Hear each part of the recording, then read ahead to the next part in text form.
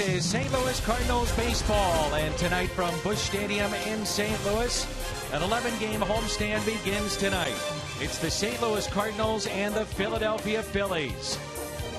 The injury news good on one front. Yadier Molina back in the lineup and catching for St. Louis, and he'll bat sixth for Mike Matheny's club. And welcome to Cardinals baseball. That's Tim McCarver. I'm Dan McLaughlin. Delighted to have you with us for game one of a four-game series between the Cardinals and the Phillies. So the injury front in terms of Jason Heyward, Yadier Molina, it's good that Molina's back in the lineup. Heyward is close. Bad news, though, Tim, obviously, with Adam Wainwright. And there's nothing you can do about Adam. He's out for the season. But two guys who are very much part of the roster, Yadier Molina in there tonight, and that's good news after bruising his knee on Friday. And it does not appear to be a problem with Jason Heyward. So Cole Hamels will go tonight for the Philadelphia Phillies. He's considered one of the top left-handers in the game of baseball. For the Cardinals, it is John Lackey. So it's Lackey. It's the lefty, Hamels, Cards, and Phils coming up.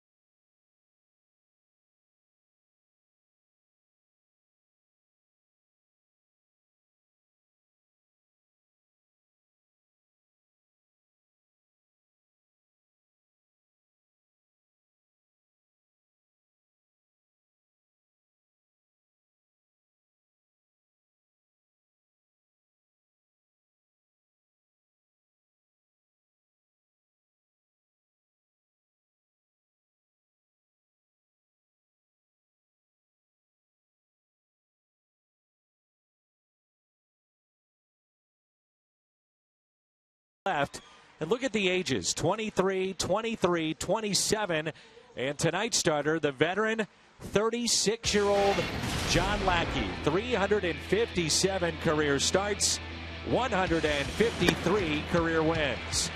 Last time out, he faced the Nationals, and tonight he'll get lefty Cole Hamels, one of the best in baseball. Hamels, Lackey coming up.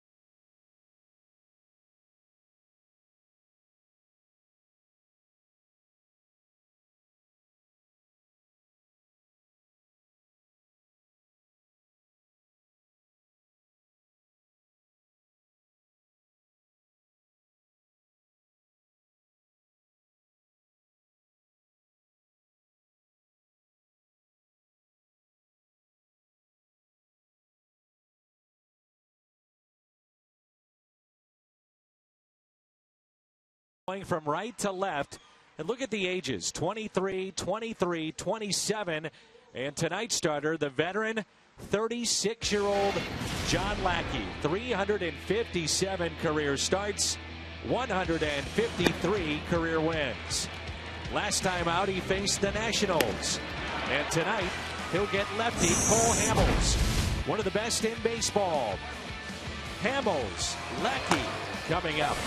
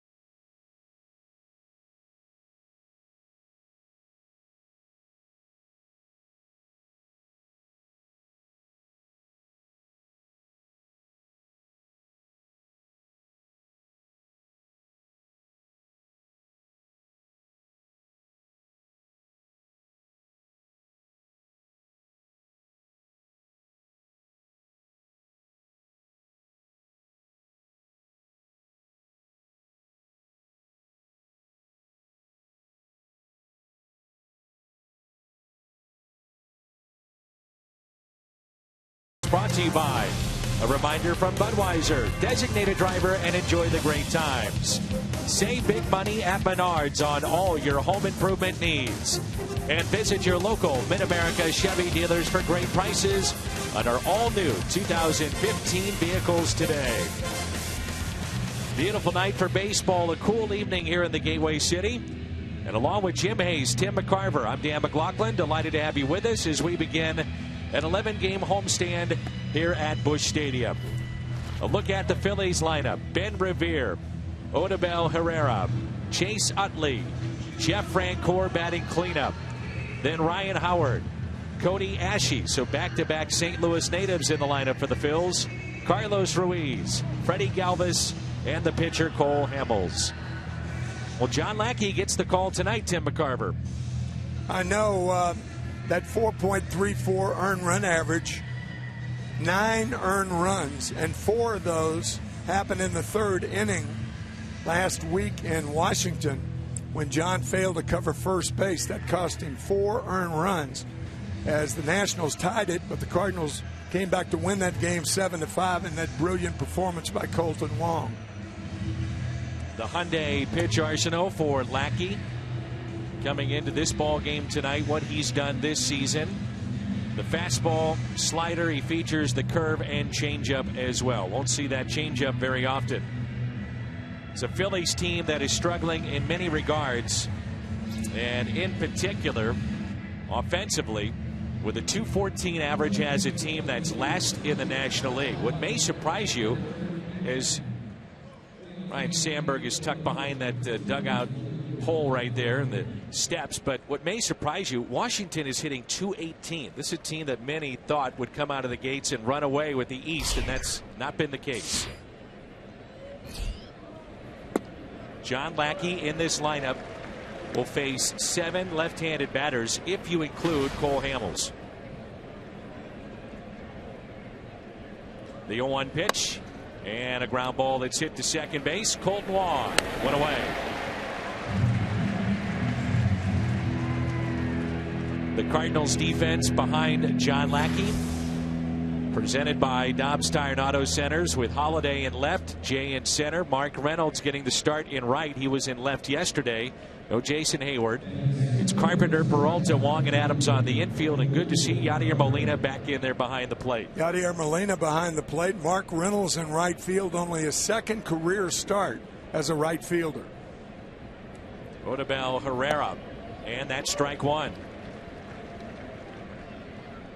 Yeah, Yadi took one in the crease on Friday night, and catchers refer to that. That's the most painful foul tip you can get if it's flush, and it was. Yadi missing 2 games in Milwaukee. I was going to ask you, being a former catcher for so many years in the big leagues, there are certain areas that you definitely don't want to get hit. Then you think about, of course. I understand.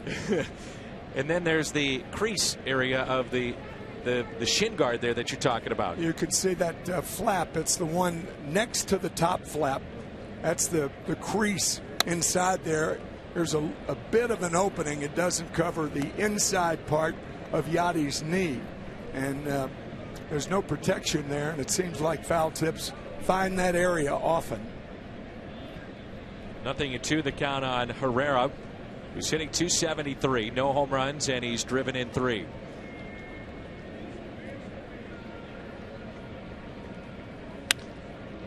That's pulled foul. It is so difficult to hit like Odubel Herrera with that wide open stance. Looking at the pitcher, the reason for that is you have so much to do with your front side and your right foot.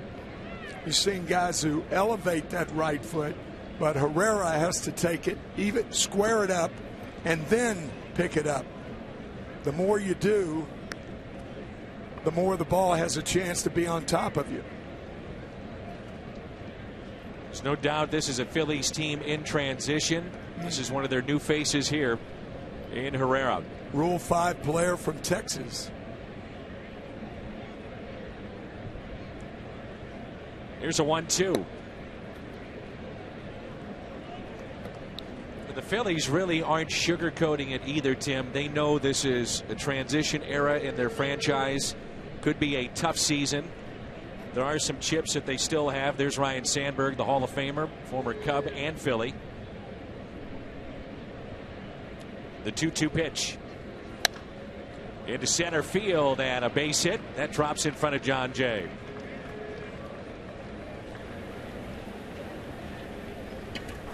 Toyota keys to the game with Tim McCarver. Possible showcase for Cole Hamels, maybe. Day 1 after Waino. Adam Wainwright lost for the year, and the Cardinals will endeavor to go in-house to find pitching help. And probably Tyler Lyons will be the starter on Thursday. Probably. But that is not, they're not positive about that. He's the one with the most experience, so. And he's on the 40-man right now. And it wouldn't be that big a deal for the Cardinals to add Tim Cooney to the 40-man with the knowledge now that we know Wainwright is done for the year. 1 out and a runner at first base. John Mozeliak telling us he believes Cooney, Petrick are both major league pitchers at some point in their careers. They don't have the experience that Lyons does, though. That's the big difference. Yeah. Lyons has been in the rotation. Right. He's pitched out of the bullpen. So there's a look at John Mozeliak, and he was telling us a long 24 hours for him. Whew. That's popped foul and out of play. Well, how rare is it to see Chase Utley swing at the first pitch in his first at bat? He normally is a lot like Matt Carpenter in his approach to hitting, taking early in the count, good 2-strike hitter, and both very, very professional hitters. Here's the 0-1 pitch. That's driven into right center field. Could be trouble. Jay is on the move at the track. He's got it up against the wall. Nice play by John Jay in right center to track that baby down.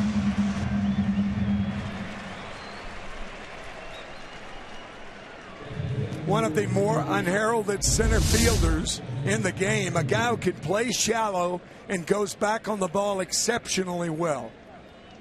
Nice play again, John Jay.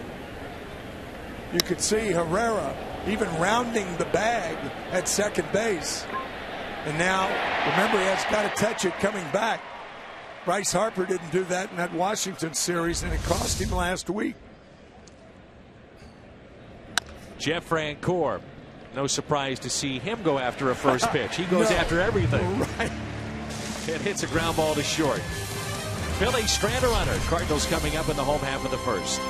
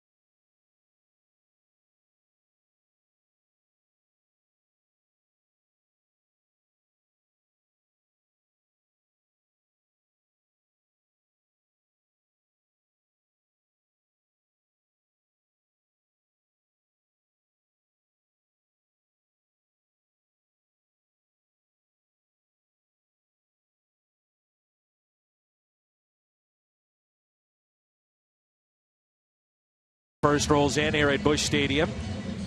The lineup for Mike Matheny. It'll be Carpenter, and then Peralta jumps up to the second spot, filling in for Hayward in that particular part of the lineup. Then Holiday, Matt Adams, Mark Reynolds, Yadier Molina, Colton Wong, John Jay, and the pitcher John Lackey. Cole Hamels, a record of 0-2 so far this year.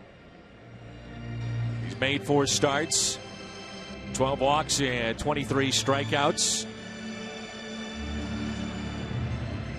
One of the best changeups in the game. When he was a junior in high school in San Diego, he broke his arm. He broke his humerus. And then he came back as a senior, didn't want to throw the breaking ball anymore, went to the changeup because of Trevor Hoffman's success with the Padres. Trevor Hoffman, second in all-time saves to Mariano Rivera. And he's done quite well with that changeup, huh, Dan? Oh, he's a tremendous pitcher, and we saw him pitch well last year in a game that you and I were doing here at Busch Stadium. The numbers really don't tell the story of what he's done against the Cardinals. He's pitched well against St. Louis, but run support has been few and far between in those starts recently.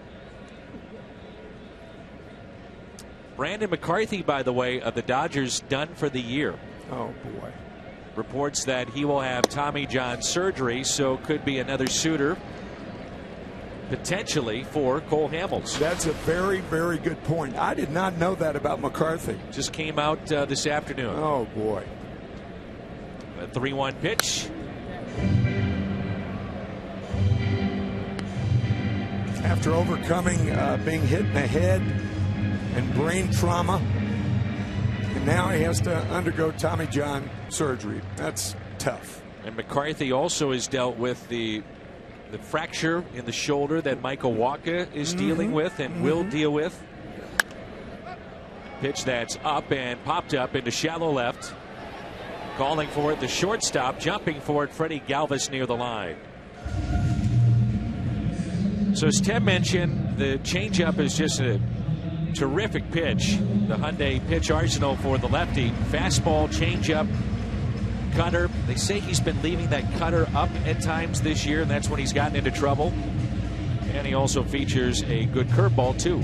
Yesterday afternoon, I talked to the legendary broadcaster in Philadelphia, Chris Wheeler, who is no longer broadcasting, but for historical content, the Phillies go to Wheels. And he was saying that Cole Hamels does not, in his opinion, does not use the cutter inside the right-handed batters, because when you use that cutter, that opens up the outside part of the plate for the changeup. Johnny Peralta has seen his average jump up to 343, 10th best in the National League. So Jason Hayward out with an apparent groin issue, so could be available to pinch hit, not on the disabled list. And that was a tough weekend in Milwaukee for the Cardinals. Woo. Could have been worse had Mark Reynolds not made those 2 catches in the 8th inning yesterday, and is okay. Jason Hayward with the groin problem, Yadier Molina, and Adam Wainwright. That's that cutter right there.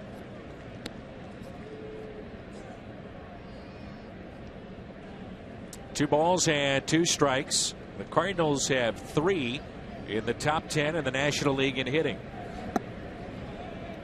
Matt Carpenter is 4th at the start of play today. Peralta, as I mentioned, 10th. The man on deck is 6th. A 3-2 pitch. Out number 2, first strikeout for Cole Hamels. Well, that's that. After seeing that steady diet of fastballs inside, the changeup low and away. Tough assignment. Great arm motion by Hamel. Tim, isn't that the difference when you look at the minor leagues to the big leagues? The fact that a guy like Hamels or anybody that has success at this level can throw just about any pitch, anytime, any count. Yeah. Down in the minor leagues, they try to overpower for the most part. And eventually in the big leagues, guys catch up with that fastball if they rely solely on velocity. It's only one of the ways of getting guys out. And I'd say it's 4th or 5th right in there. Not in the top 3, though. Mm-hmm. Movement, location. That's the breaking ball this time.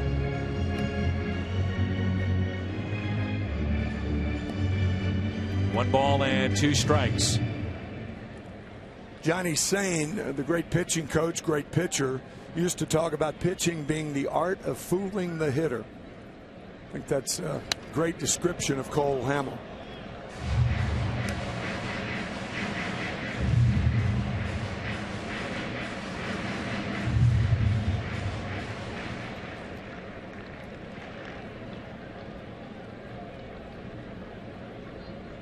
Big gap in left center for Holiday and a 1-2 pitch.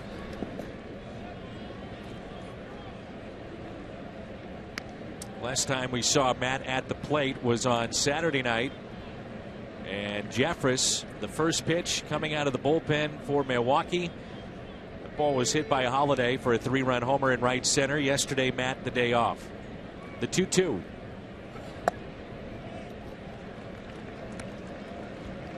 You can understand after the injury with Wainwright why so many around baseball are talking about Cole Hamels and potentially winding up maybe in St. Louis. A lot of talk about his name, the winter meetings, and throughout the entire offseason. A 2-out walk.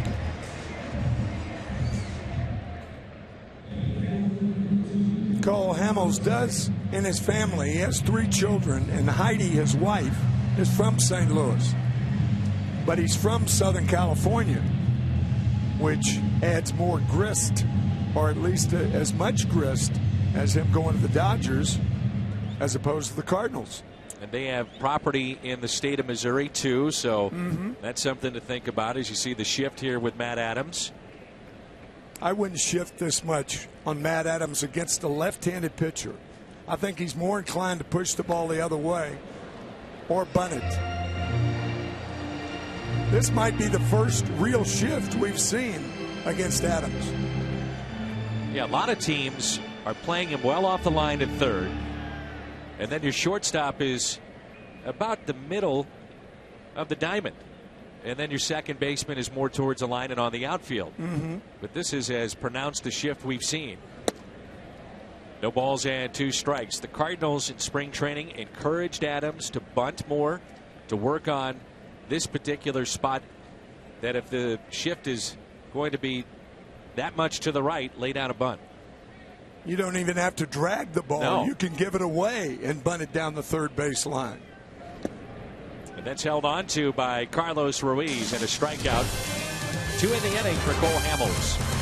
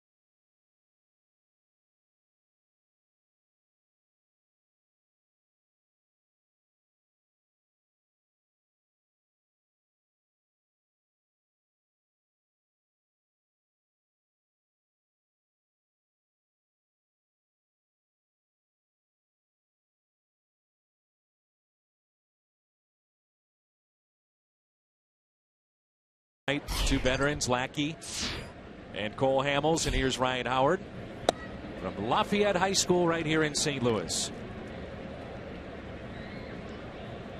It'll be 10 years ago next month that Howard made his debut against the Cardinals.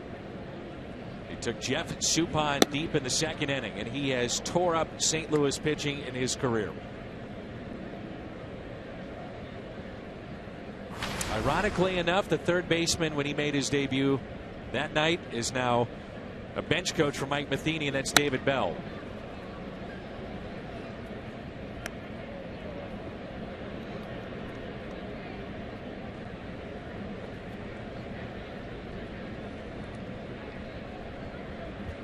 David Bell was telling us that he loved playing with the Phillies, and in particular Chase Utley. There's a strikeout.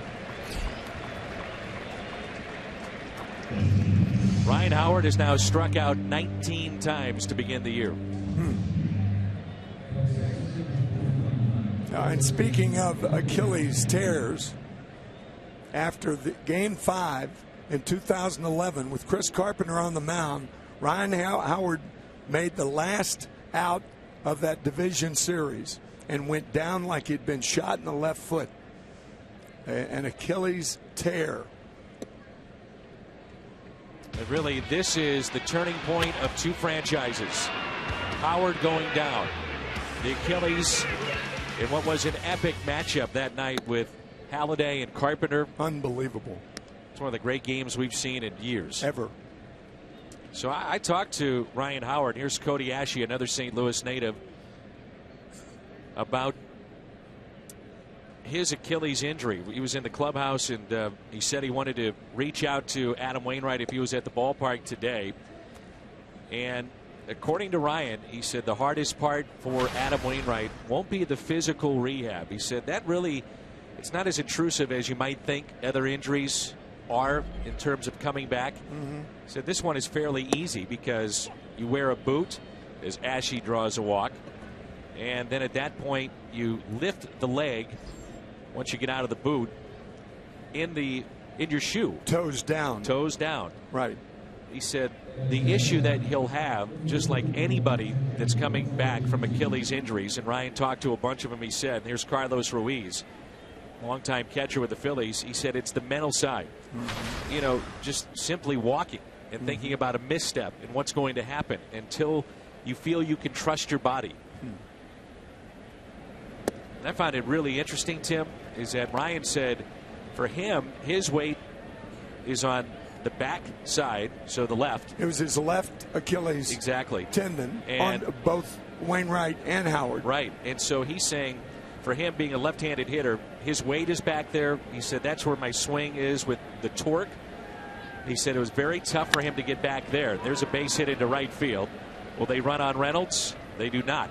Oh, I mean, you got to try to take third base on a ball like that. I mean, if that's not safety first base running, his second start in right field, second start in his career, Mark Reynolds as a first baseman.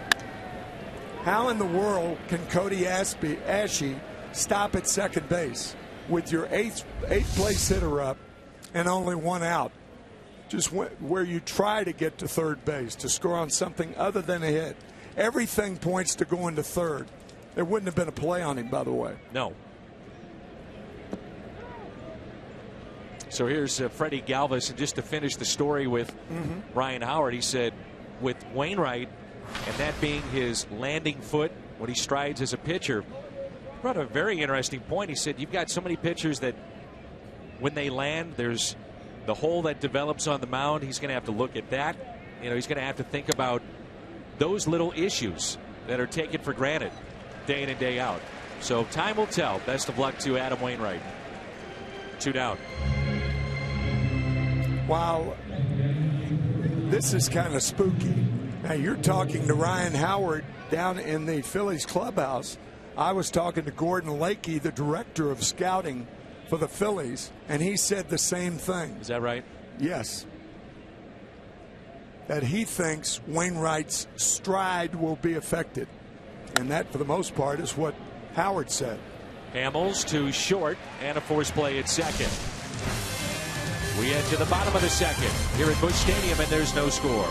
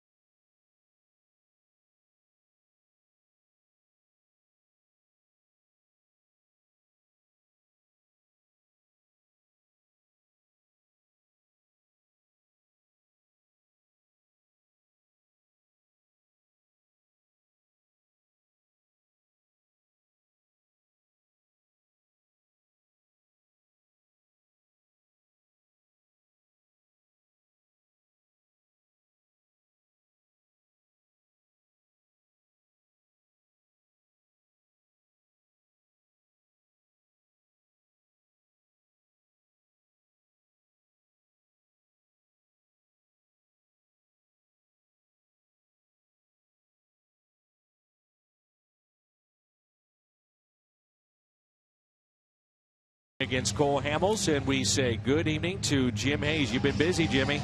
Yeah, a lot of news in regard to Waino. John Mozeliak said that the Cardinals will go in-house, take an in-house approach to filling Adam Wainwright's spot in the rotation. He says the Cards feel like they have good options in Marco Gonzalez and Jaime Garcia, who are both currently coming back from injury. Gonzalez is much closer, but they still have Waino's next start to fill, which would be Thursday. Mozeliak says it'll likely be either Tyler Lyons or Tim Cooney, who are both currently pitching at AAA Memphis. Cooney, by the way, Dan, scratched from his start for Memphis tonight. Maybe that's our answer. Yeah. A pitch inside to Mark Reynolds. And the shift is on here for Reynolds. That's the most lucid news we've heard. Yeah. About who may be starting on Thursday.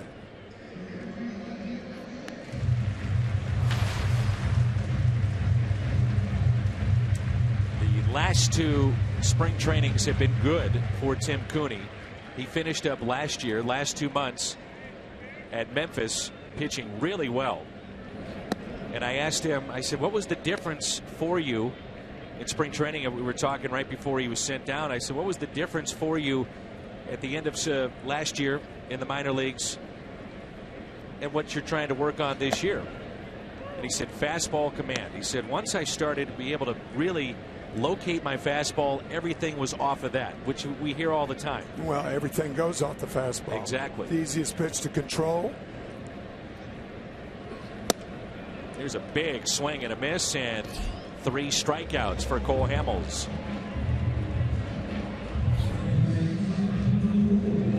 Cole Hamels, for all the good things that he does, at times in his career has struggled in the month of April. Our BJC Healthcare difference maker. So as the season goes on, those numbers tell you he gets a little better.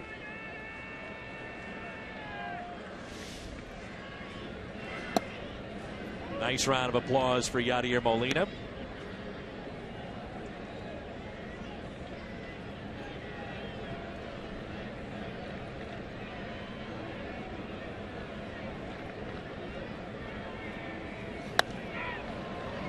Popped up to the right side.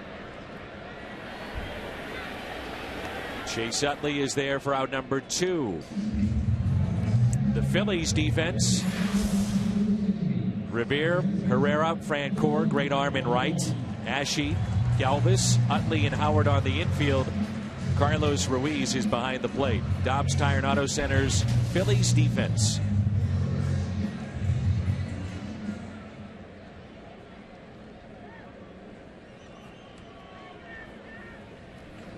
In a way, when you look at this game, you've got to look at the past in terms of premier second baseman and Chase Utley, and one that potentially, you never know, but he could turn into one of the premier second basemen in the game, and that's Colton Wong. No question about it. The talent is there.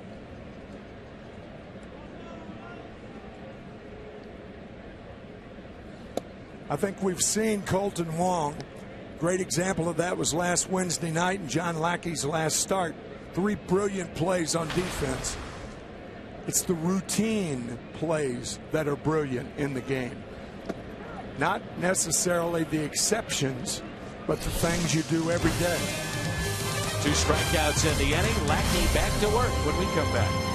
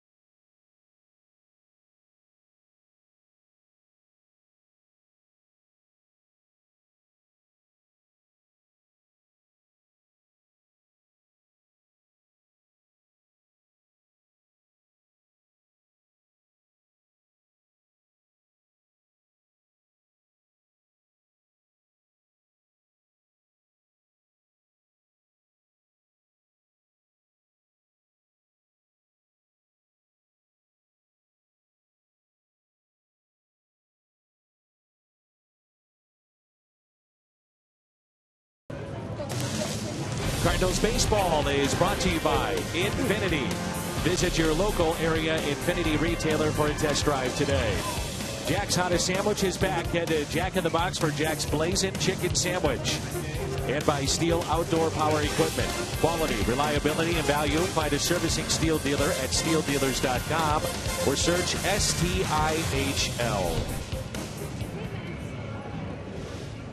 Well, they said they wanted to get the game younger.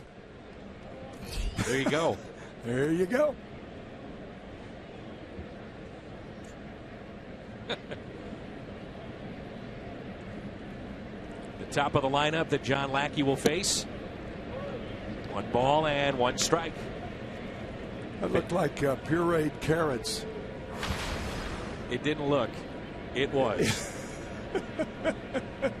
I've been down that road. Backhanded by Peralta. See, the worst part is that you see it, you go, yeah, that is. And then the next thing you know, it's not only down his throat or her throat, but then it comes back up and it's on you. It's and on you definitely your know. pants. Yeah. Yes. It's a great shot. Good play by Johnny Peralta. Step and a half to his right, plants, throws. Nicely done. Revere can run. You watch Peralta. Range isn't great, but you were mentioning with Colton Wong, day in and day out at this level, that's bunted foul by Herrera, making the routine plays. And that's something that Johnny Peralta does day in and day out, the routine play. You know, there's occasional brilliance with Colton, but I think what the Cardinals are looking for on a day-to-day level, concentration in making the routine plays. His errors have come from routine plays this year.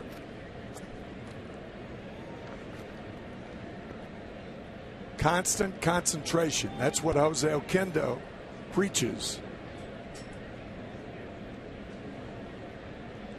Herrera singled his first time up, breaks his bat, and passed Matt Adams into right. I think Matt was getting out of the way of the bat and had to go back to his right. The bat splintered. It went one way. And Matt went to his left. His first step was to his left. Otherwise, that's a line drive right to him. There he is right there. That one step to the left, and then the ball was to his right. Base hit for Herrera. I think you're exactly right. Yeah. Now here's Chase Utley.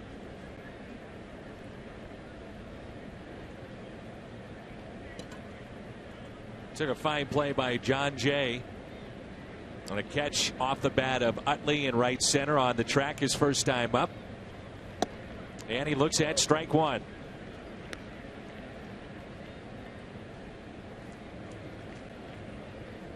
No longer Jimmy Rollins, his double playmate up the middle. Rollins now with the Dodgers. Yeah.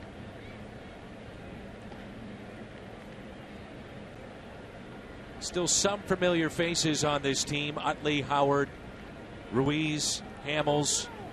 Now time is called. We talked about the plight of the Phillies, and I think more than anything, the Phillies are paying for winning 5 straight divisions. It's a good way to put it. I mean, they decided to go for it, rebuild, knowing that they were going to have good teams coming up. There's Larry Boa. Last year, they were 73 and 89. The first last place finish since 2000.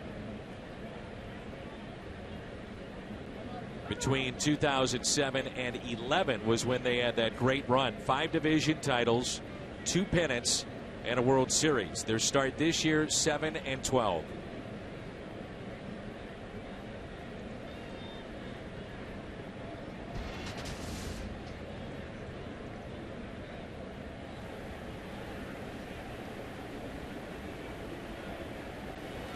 And a breaking ball.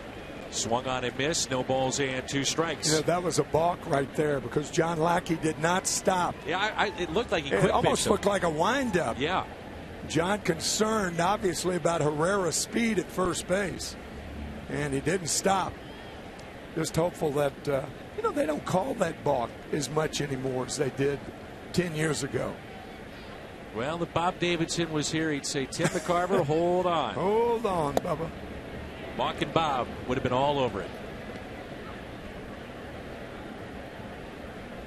1-2 the count. So Rollins to the Dodgers. Antonio Bastardo went to Pittsburgh in a trade. Marlon Byrd now with Cincinnati. So a different looking team in many ways.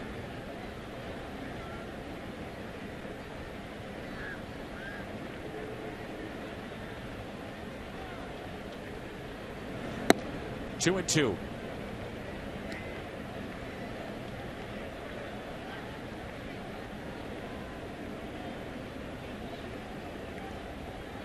We saw Chase Utley come up and essentially replace Placido Polanco. And for anybody that followed the Cardinals late 90s, early 2000s, you knew Polanco was a very good player. And a smart player. You bet.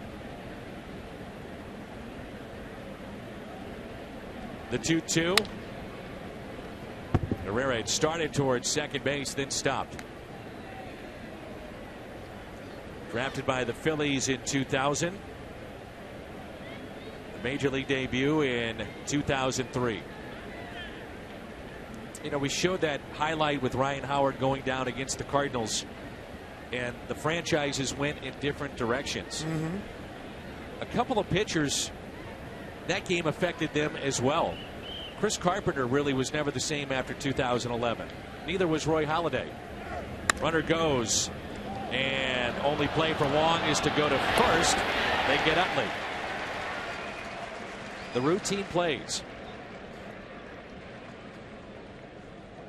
A reminder that you can watch baseball wherever you may be with MLB.com. Endgame highlights, live look-ins, replay reviews, all at MLB.com at bat. The Phillies sending Herrera smartly, and Utley hitting the ball well right to Wong. Colton thought about second base and in the process dropped the ball, but recovered in time to get Utley. He fields that cleanly. You think he gets two? Perhaps. Close. I think he still would have had Herrera to get the lead runner, yes. Here's Jeff Francoeur. Watch Herrera. I believe Herrera had to hop over the ball there. That may have, in fairness to Colton, that may have upset his timing, and he had to go to first base. Francoeur grounded to short first time up. 1 ball, 1 strike. Remember when Jeff Francoeur was on the cover of Sports Illustrated? Yes. One of the great guys in the game. Sure is. And another product of all the great players that have come out of the area of Atlanta, Georgia. Lackey has dropped down basically a couple of times. I have not seen him do that since he's been wearing that Cardinal uniform. Tries to get right-handers to bail a bit. You could throw the ball under the plate on this pitch, and Francoeur will go for it. Under the plate? Under the plate. Tunnel it. Don't throw it. Behind him? He might swing too? No, not behind Just him. under the plate? Under the plate. Okay. He is the definition of a free swinger. That's what Lackey was trying to do there. And Jeff has just a tremendous arm. He was a quarterback growing up in the area.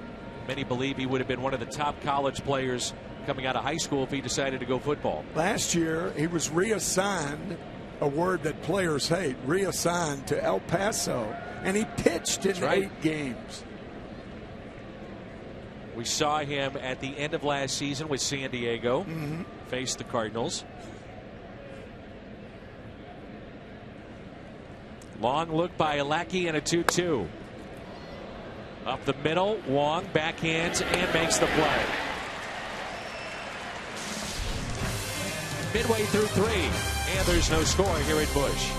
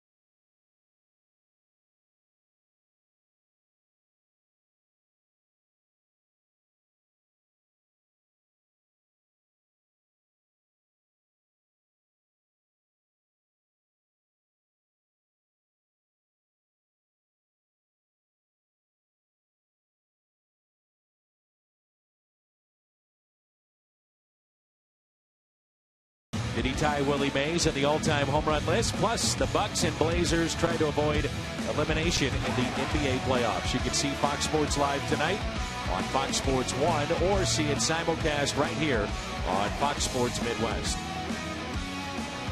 Along with Tim McCarver and Jim Hayes, I'm Dan McLaughlin. And here's John Jay, followed by John Lackey, then the top of the lineup. Also part of that great 2011 postseason was David Freese, who turned out to be the MVP of the National League Championship Series and the World Series, as Jay hits it foul. And Tony La Russa told a great story. He was this close from taking David Freese out of the lineup against the Phillies and Roy Oswalt in a game here at Busch Stadium. He said he was driving to the ballpark. Initially, in his mind, did not have him in the lineup. And he said, I'm going to give him one more shot. I just have a gut feeling I'm sticking with him one more time. He's taking better at bats. I'm seeing something. I like the matchup with Oswalt. Freese hits a home run that night and goes on a tear. And the rest is history. And had he not been in the lineup that night, you were saying he may not have been on the roster for the League Championship Series. That's right. Or ultimately the World Series. That's right. So go figure. Cole Hamels was also an MVP in the League Championship Series and the Fall Classic, and Madison Bumgarner did it a year ago as John Jay gets the second walk issued from the lefty.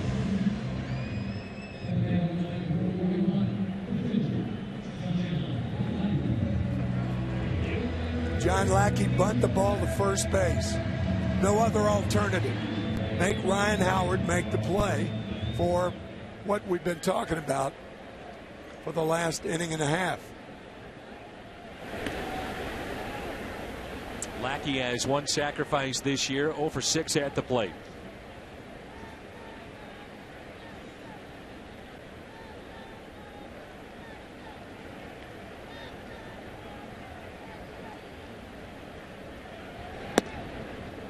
It gets interesting if you're Ruben Amaro Jr.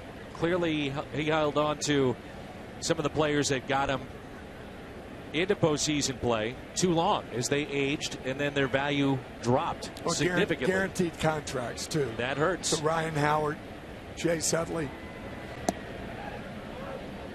Cole Hamels is signed through 2018. He's 31.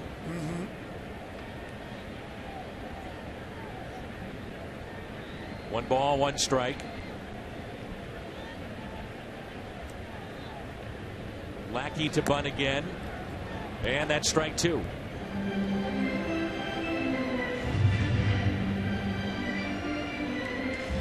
Jose Oquendo saying just get the ball down anywhere. Try to be too fine. Tim McCarver really enjoying springs in St. Louis.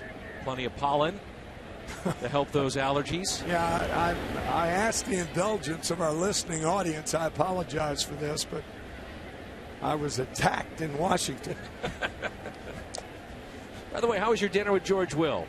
It was wonderful. That's just great. Terrific. Here's a 1-2. George Will has talked to the commissioner, Rob Manfred, about how to put more offense in the game. It's his view that the strike zone should be enlarged and not decreased. But that would add to more offense. And Lackey strikes out, so 5 strikeouts. First time through this lineup. A look at the Missouri Lottery Fox tracks in the last delivery with 2 strikes to John Lackey, trying to get a bunt down, and he cannot. You hear golf announcers always say, good effort, good effort. That was not a good effort by John Lackey. That's as much a part of your job in the National League as pitching is. That might be an overstatement, but you get the idea. Yeah. You become a valuable part of the offense. Right. Getting a bunt down, and one run could be a difference. You know, I don't know how to get offense up in the game. Personally, I like the game the way it is. Well, we talked about it with the commissioner, talking about the changes in the game, more offense and everything. I think it's a concern to him, but not a concern where he's going to make a change. But you're going to have low-scoring games all year long. The footprint is there. And I'm okay with it. I think that's part of the beauty of this sport, too. Well-pitched ball games, the strategy late. And the other thing that's been front and center after the injury to Wainwright, really nationally, Max Scherzer coming out and say, well, do you want to watch me hit or Big Papi? Should they have the designated hitter in the National League? Me personally, I don't. I like the strategy of National League Baseball. Yeah, I do too. But I think we're in a minority. I think eventually I agree. The Players Association will push for a designated hitter because it represents more jobs. More jobs. High-paying jobs. High-paying. Extending careers, too, to those that can't play the field all that well. Sure. 1 ball, 1 strike.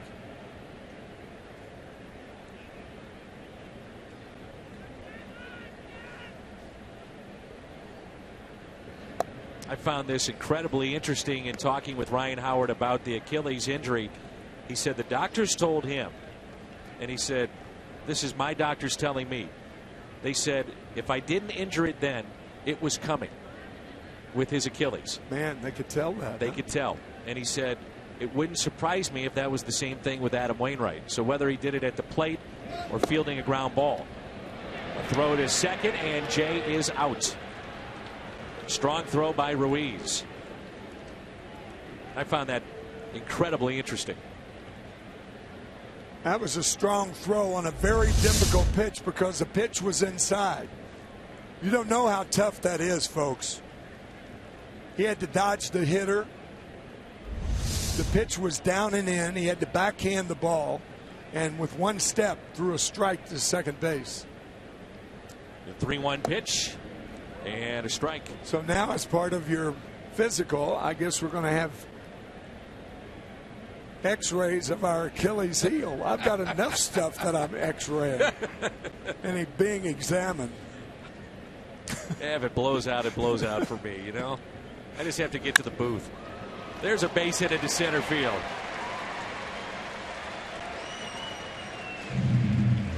Tonight, Hamels and Ruiz, by the way, this is their 191st start together. Wainwright and Molina at 184. When will we get to 185? Who knows? Who knows? My partner tonight, Tim McCarver and Bob Gibson, 197 together.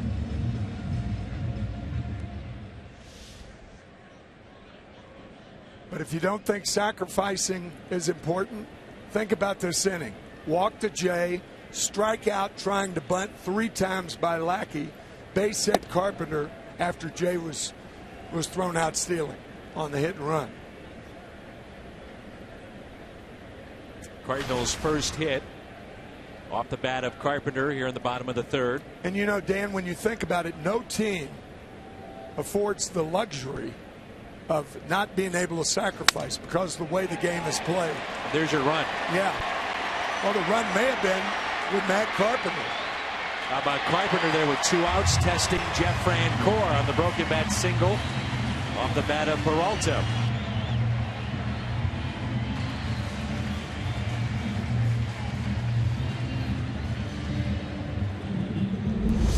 Cardinals now need that key 2-base hit.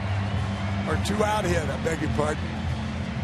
They stranded 14 yesterday in Milwaukee. Lost that game 6-3. Well, Matt Holliday has reached base safely in his last 16 here at Busch Stadium.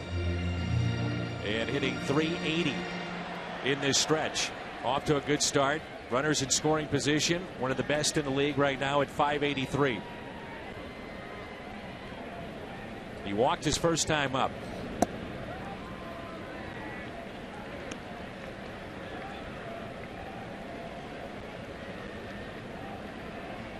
A byproduct of the 5 strikeouts. I know we don't get too far into pitch counts, but Hamels is already at 52. And there's a base hit to left and a 1-0 lead for the Cardinals.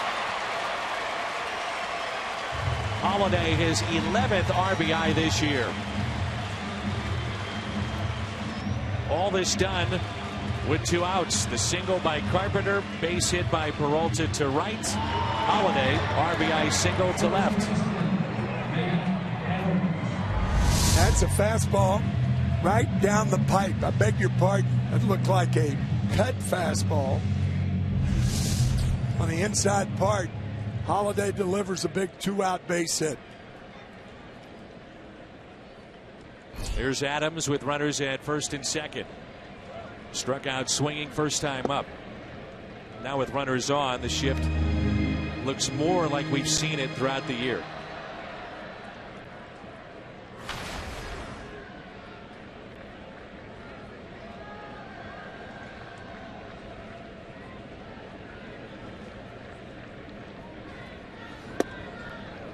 Well, 2-0. when you think about it, the Phillies can't deploy the same defense with Matt Adams hitting with a runner on at second base, because if your third baseman's in the shortstop position, Peralta walks to third.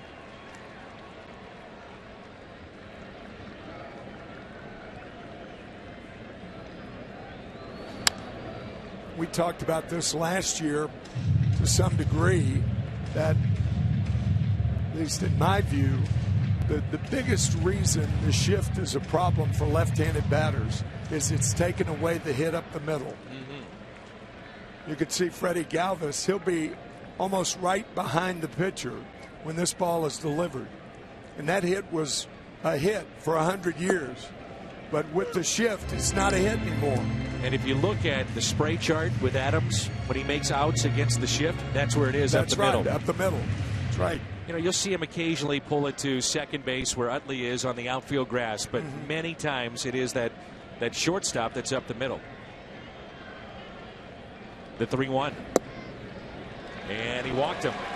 So pair of walks issued by Hamels here in the third. And that's his third he's issued in this game. So you've got 5 strikeouts to go along with 3 walks and a pitch count of 58. You may remember the name of Bob McClure, pitching coach of the Phillies. He pitched for the Cardinals in 1991 and 92. He's been also around a long Kansas time. City, yeah, that's right. He has. Bob Mack, good man. So the base is loaded now for Mark Reynolds.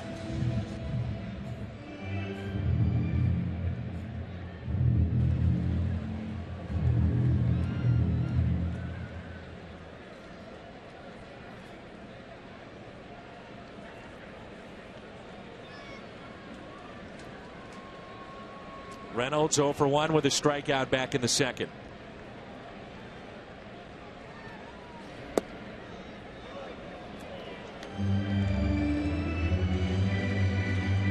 Tim talked about it, this being just his second start ever in right field. He was in left yesterday.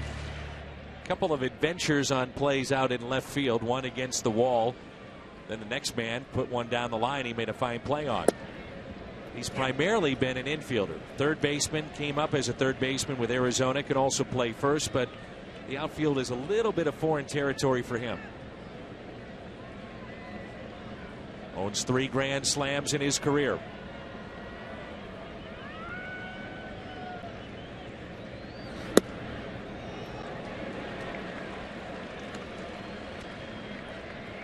Two and 1. This is a spot for the changeup from Hamels. 2-1 to a power hitter. He has just as much control of that changeup as he does the fastball. Maybe better at times. A bouncer hit to second. Utley makes the play, and Mark Reynolds strands the bases loaded, but the Cardinals strike first thanks to Matt Holliday. 2-out RBI base hit. 1-0 as we head to the fourth.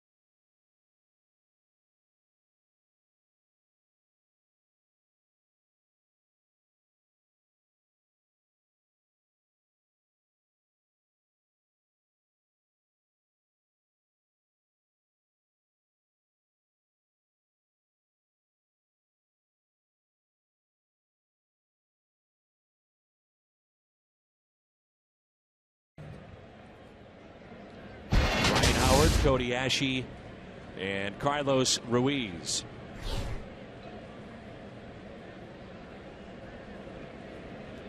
Those 2-out RBIs really are big, aren't they? Huge.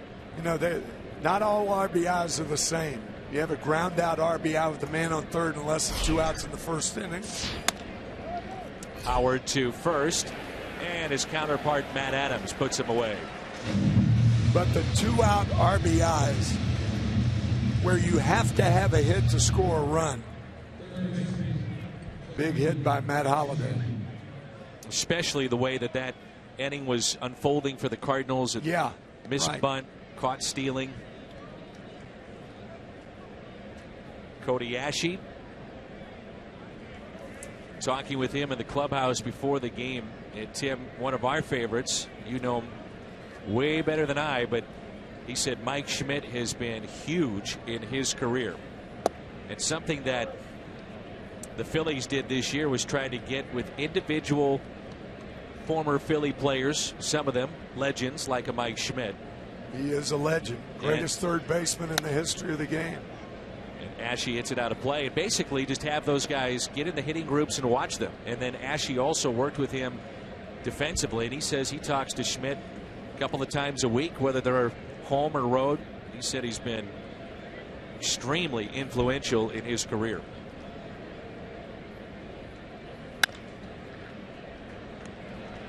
Colton Wong, 2 down. Since he became a Cardinal and came over from Boston for Joe Kelly and Alan Craig, John Lackey, our T-Mobile game changer, and what he's done here at home. 3-0, ERA is under 2. Much different on the road, but here at Busch Stadium, outstanding numbers.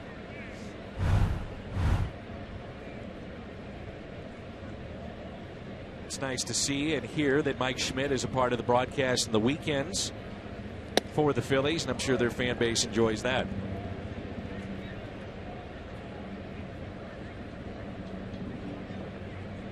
Carlos Ruiz.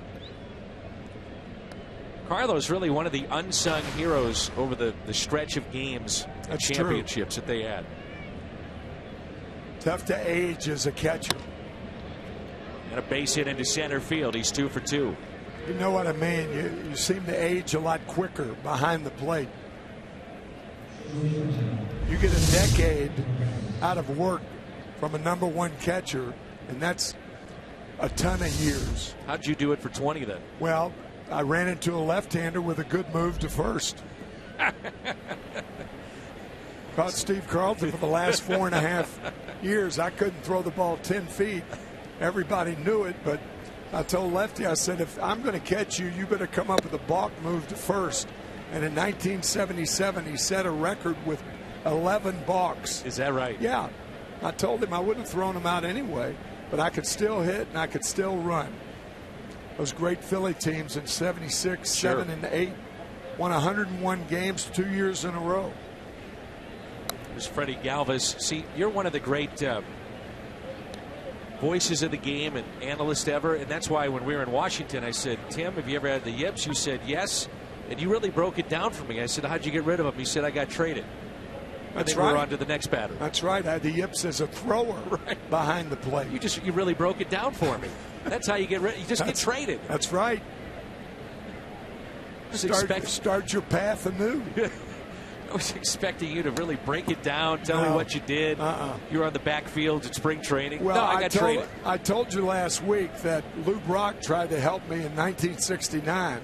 He gave me a book called Psycho-Cybernetics. Psycho-Cybernetics by Maxwell Maltz.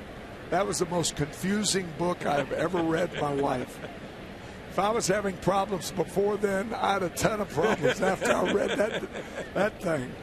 Man, no idea what it meant. The question is, did Lou? It's supposed to work. I don't know. I've never talked to Lou about it. That book obviously designed for a checkup from the neck up, right? But it didn't help me at all. I had to go to the dictionary to find out what some of those words were. The 0-2 hit slowly right side. There's Colton Wong, and the Phillies strand a runner. John Lackey is through 4. 1-0 Cardinals. The neck up.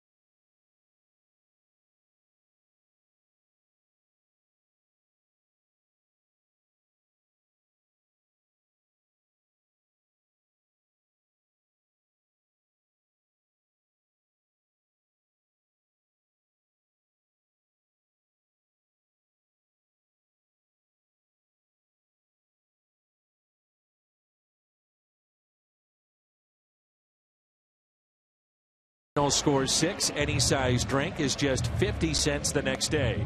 Coffee, fountain, frozen. When they score, you pour at your nearest On the Run. You earned it. Tonight begins an 11-game homestand for the St. Louis Cardinals.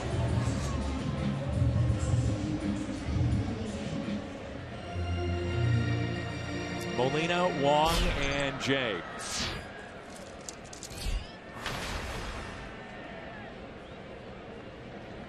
This ballpark, the Cardinals are playing tremendous baseball dating back to last August. The Cardinals are 27-8 in their last 35 here at Busch Stadium. Finished up with a flurry last year to pull ahead of Pittsburgh. And speaking of the Pirates, we were talking to some various scouts today that have basically their region of the game is the NL Central. And in agreement, 3 of them said the most athletic club they've seen so far. That's pulled fair. Ashe, tough play. The pick by Howard. Nicely done, Cody Ashe. But they were saying Pittsburgh is the most athletic team, far and above anybody else. Certainly the most athletic outfield in baseball. You bet. Fine play by Ashe. We talked about Mike Schmidt and the Gold Glovers' relationship with Cody. 9 Gold Gloves for Michael Jack. Good play by Ashe. One hopped to Howard. From Fort Zumwalt West High School, St. Charles, Cody Ashe. Here's Colton Wong. You know, Dan, another thing to consider, if the Cardinals decide to get Cole Hamels, we checked, talking about the National League Central, we checked his record against the National League Central Division, and it's excellent. For the most part, he's won 2 out of 3. He's 27-13 against the Central. So that would be another thing in favor of landing a guy like Hamels. 2 hops to second base. Chase Utley makes the play. A lot of things to consider, though, right? Well, you know, a big part of the game now is the economics, clearly. And you mentioned it. Hamels is under a team's control if you go out and get him. Right. That's big. Right. Only 31. And we're not talking about a power pitcher here either. You know, he's piled up a lot of innings. That's clear. But it's not like it's a guy that's been throwing 96 to 98 for the last 10 years, and you wonder about. Yeah, but he was doing that the first year. I'll counter that. He was doing that the first year. He was throwing changeups. Sure. You know, his fastball hasn't diminished. I think he's got another good 4 years. Sure. in his career because he's only 31. I mean, there's the curveball hit to second, and a quick inning as Utley puts away John Jay. I can hear John Mozeliak saying, I don't want to hear that Exactly.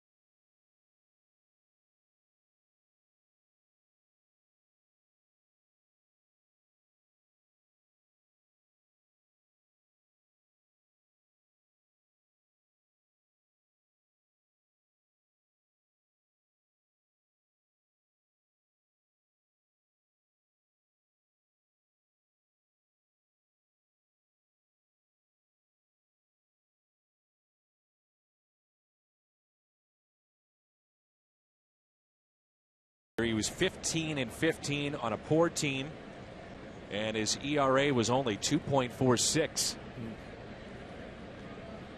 The question is, where is the offense going to come from? Well, maybe it comes from Cole Hamels. There's a single into center field. Well, Jim, we've been talking about Mark Reynolds making a start in right field. He was in left field yesterday. What do you have for us? Yeah, he had that high-impact collision with the outfield wall in Milwaukee. That was yesterday. Today, there was a tribute to Mark here at Busch Stadium, a taped outline, an homage to Mark put together by Matt Holliday. Reynolds told me jokingly the tribute was Busch League. He said he shouldn't be mocked by his teammates for making such a spectacular catch. Holliday told me he was pleased with his handiwork, especially capturing Reynolds' likeness, even with the blonde hair. Why did Matt do it? His answer, why not? And, Dan, there haven't been a lot of laughs around this team over the last few days, right? But this certainly was a light moment. It was up there earlier. They took it down before game time. That's great. Oh, yeah. You got to keep it light over 6-7 months, don't you, Tim? Oh, absolutely. A pitch taken low by Ben Revere. I would say in this game you better have some pretty thick skin too, to say the least. A lot of downtime and a lot of fun. A lot of time on airplanes, buses.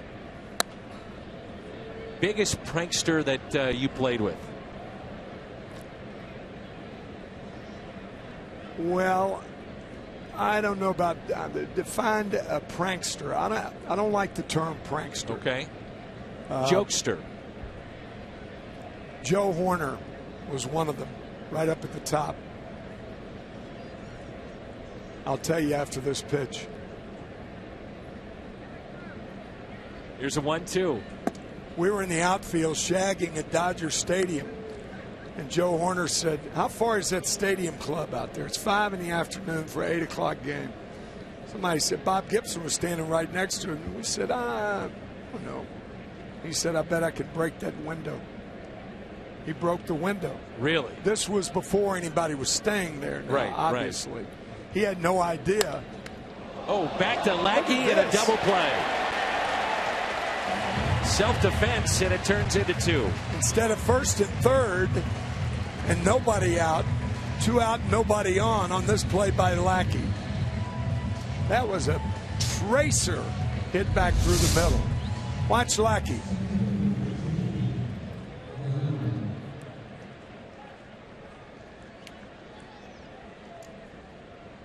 That kind of year for the Phillies already. We understand, Ben.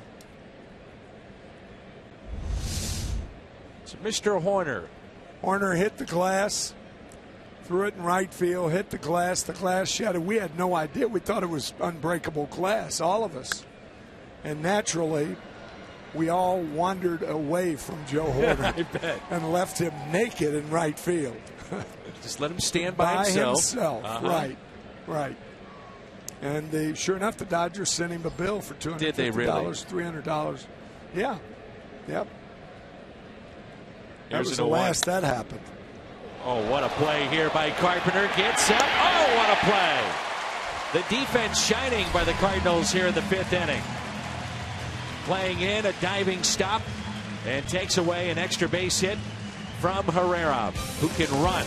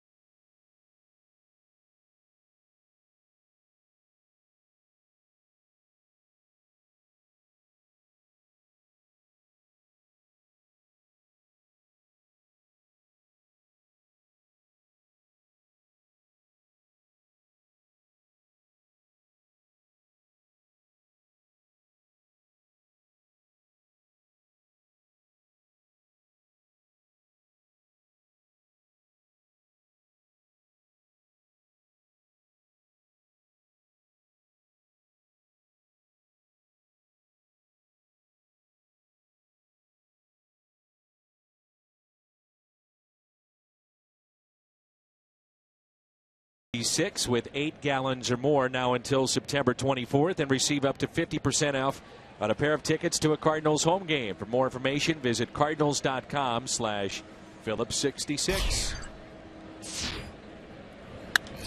Lackey on the first pitch, pops it up, and Chase Utley is there for the out. Cole Hamels was the 17th overall pick back in 2002.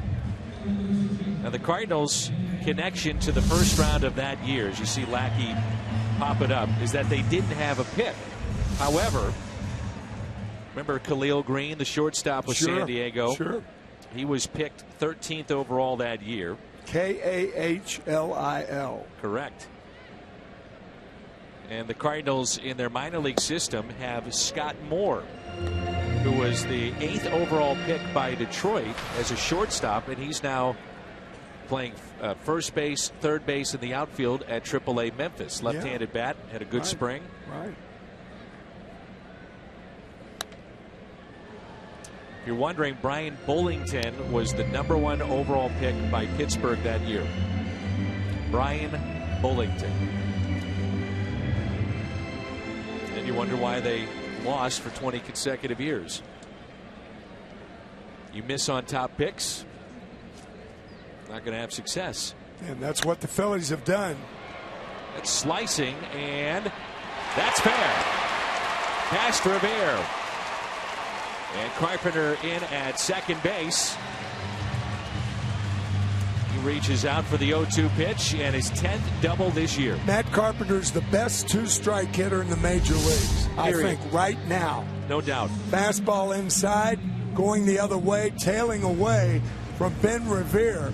And the Phillies are lucky that this ball caromed back to Revere.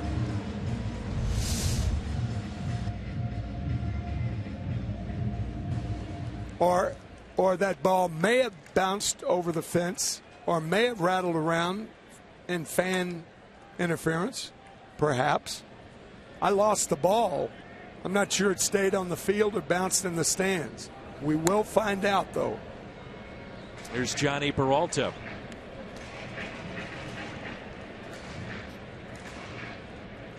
The guys in the truck, they're looking too. Yeah, we're trying. I thought the ball rattled around. I thought immediately when it got by Revere, it was going to be a triple if it stayed in the ballpark. Evidently, it didn't. But he threw it in, but like it was still in play. He did get to that ball in a hurry. So it did not bounce out of the ballpark. But I thought immediately when that ball got by him that it was going to be 3 and not 2. Yeah, sometimes you see it hit the sidewall, then kind of just go around in a circle, almost this half circle out there on the wall hugger. Yeah.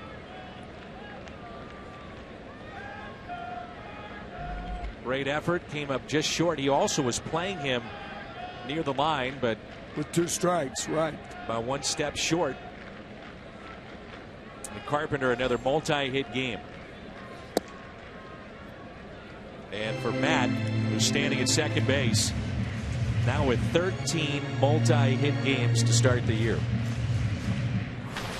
11 doubles already. He has scored now 15 runs. Tops on the team. He has scored the lone run tonight. Here's a 2-2.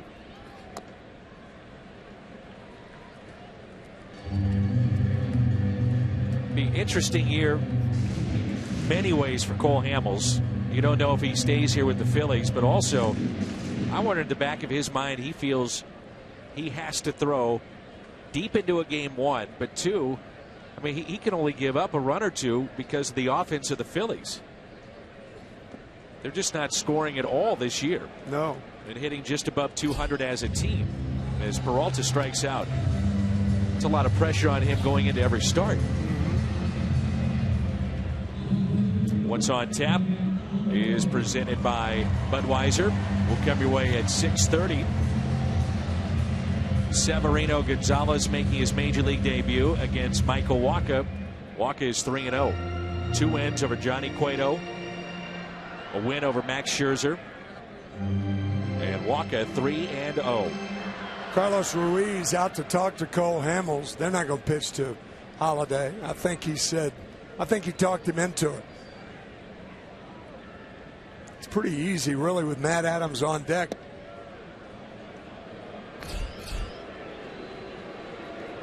Nothing against Matt. He's a cleanup hitter, of course.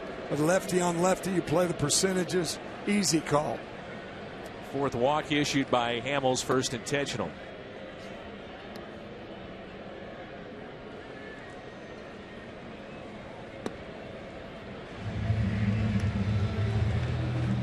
Kia in the driver's seat. Cardinals beginning an 11-game homestand here tonight, and they have played well here at home since the beginning of August of last year. Again, 27-8, 771 winning percentage. So runners at first and second for Matt Adams, who has walked and also struck out.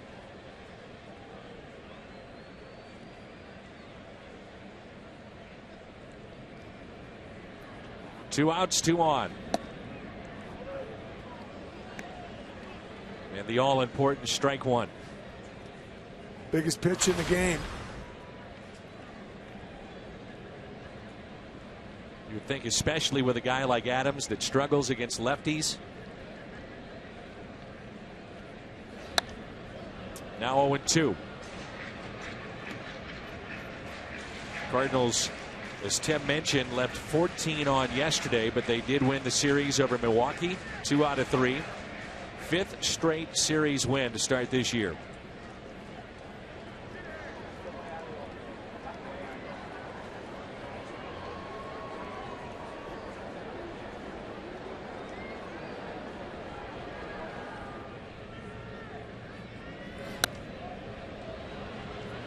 That was a mistake, and Hamels got away with it. 0-2, it's time to tease a hitter. Not challenging. We've seen Adams with 2 strikes especially go to left field, and they shade him to right. And he throws a strikeout of Adams. Cardinals strand 2. They've left 6 on tonight. 7 strikeouts for Cole Hamels.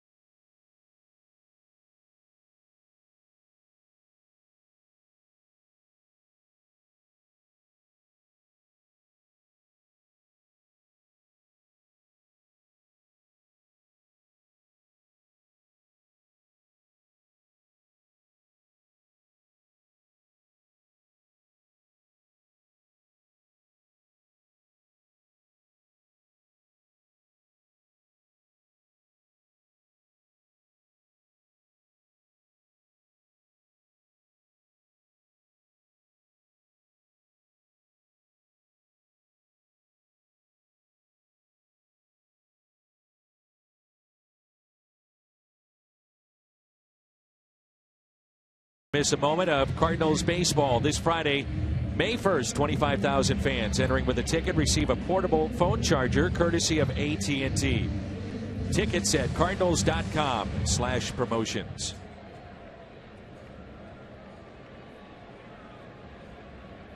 Sixth inning rolls in along with Tim McCarver, Jim Hayes, Stan McLaughlin. And it's Chase Utley, Jeff Francoeur, and Ryan Howard. 4 hits tonight for the Phils. They've stranded 5, and there's strike 1.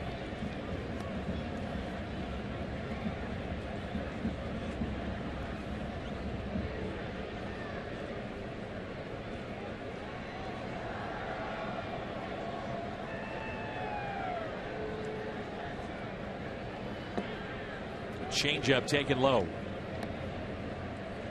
And Chase Utley's position in the batter's box, a lot of times guys will stand close to the plate to bait you into throwing them inside.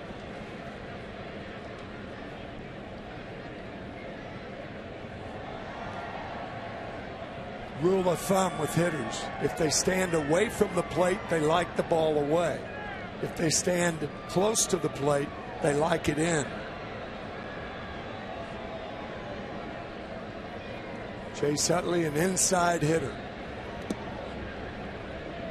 As a catcher, Tim, how often did you just, take a peek over there, look at the batter's box, see where they're positioning from at bat to at bat, and then dictate? That's all part. Watch the feet. Yeah, that dictates the what you're calling. Right there for a catcher.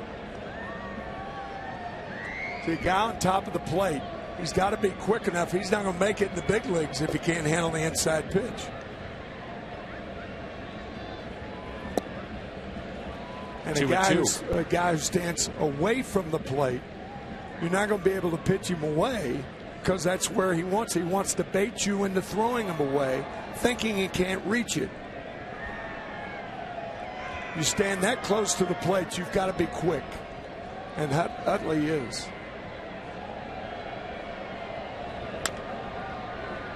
Get him to reach, and he rolls over on a foul ball up the first base line.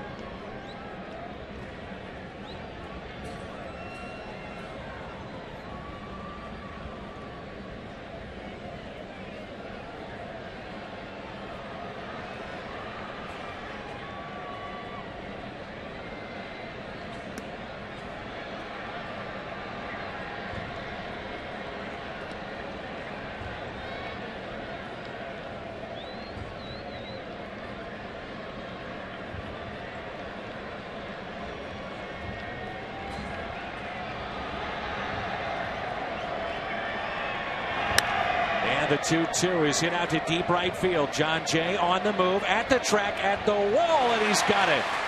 Replay. Similar to that first out that Chase Utley made. That was in the first, and this one here in the sixth.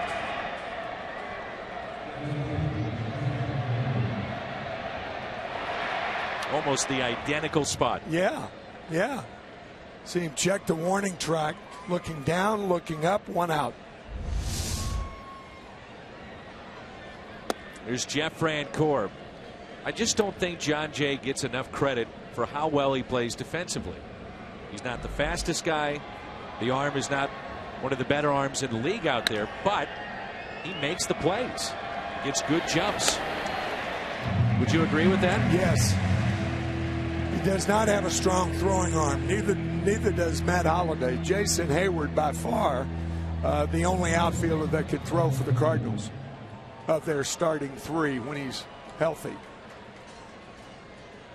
How many outfielders can throw in the major leagues now anyway? Period. We were talking about that earlier off the air. Maybe Pittsburgh. The Phillies and their ranks in the National League near the bottom of just about every offensive category.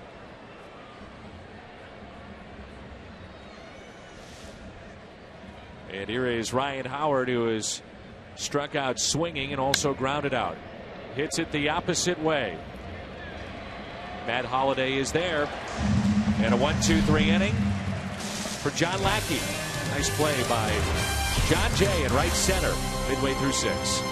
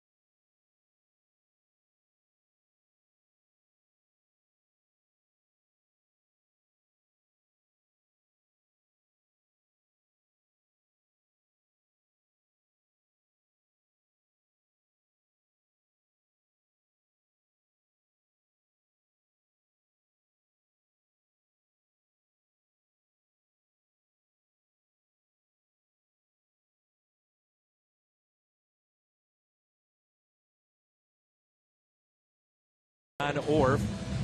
John had over 30 years of service to the St. Peter's community, a member of the Central County Fire and Rescue Team, and we want to pass along our deepest sympathies to the Orff family, wife Angela, and kids Kristen, Kelsey, and Nathan. Big Cardinal fans, never miss a game, and we will miss John Orff very much. A strike to Mark Reynolds.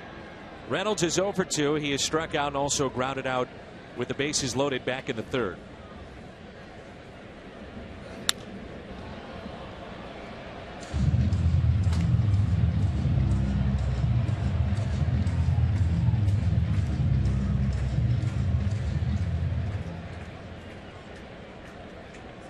Oh, 0-2 the count.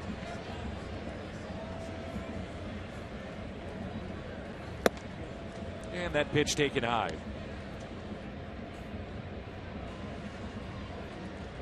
Mark Reynolds with his first home run of the year. What a blast that thing was yesterday. My gosh. You get a lot of home runs, you get a lot of strikeouts too. Yep. That's 8 tonight for Cole Hamels. Stay cool all summer long in a performance t-shirt with the unique Cardinals logo. Sunday, May 3rd, Cardinals take on the Pirates. 25,000 fans, 16 and older, will take home this one-of-a-kind t-shirt. And tickets are available at cardinals.com/promotions. Here's Yadier Molina. Ground ball. Howard has to retreat back to the bag. He's there. 2 down. Cole Hamels has piled up 200 or more innings in 5 straight seasons. And at least 30 starts in 7. Last Philly to do that was Steve Carlton. The Chevy Fox tracks. Just gives you a little historical perspective of just how good he's been. Steve Carlton had 9 years of 200 or more innings. And his best year, he won 27 in 1972. And nearly accounted for half the wins. 44% of the wins. Amazing. Phillies won 59. Steve won 27. Wow. Unbelievable. That might be, you think of pitching stats, and Gibson's ERA 1.12 changed the game. I mean, that's got to be in the top 5 of just remarkable seasons ever. Absolutely. Carlton also the first to strike out 19 batters, September 15th, 1969, here in St. Louis at Busch 2. The 2-1 pitch. I'm curious, Tim, when you were catching him late 60s here in St. Louis, did everyone know that he was going to be the guy that he turned out to be? That's a good question, and the answer is no. But Bob Gibson taught him the slider on an airplane trip to Japan. And once he got that slider, he was so strong from his fingertips to his elbow. And working with that rice, very unconventional. Popped up. Howard is over. So is Ruiz. And Ruiz makes the play. Another 1-2-3 inning for Cole Hamels sends us to the 7th.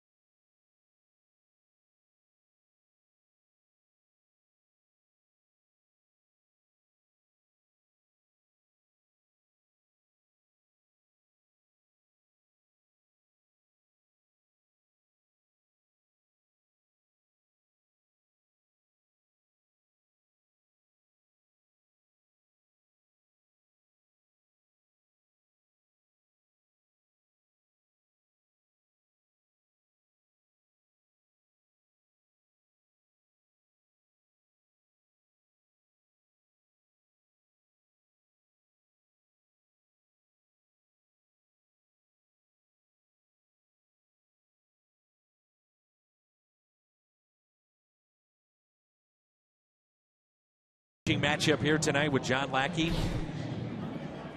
and Cole Hamels. Lackey currently with 16 1/3 consecutive scoreless innings here at home, and now Peter Borges takes over in center field. John Jay moves to right, and Mark Reynolds out of the game.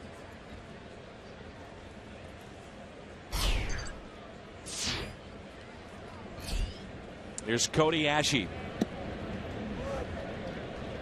After Cody played here in St. Louis at Fort Zumwalt West, he was off to Nebraska. He was an All-American at Nebraska. He said Darren Erstad was a huge influence for him. Off the glove of Adams and into shallow right. And Ashe is aboard with a leadoff single.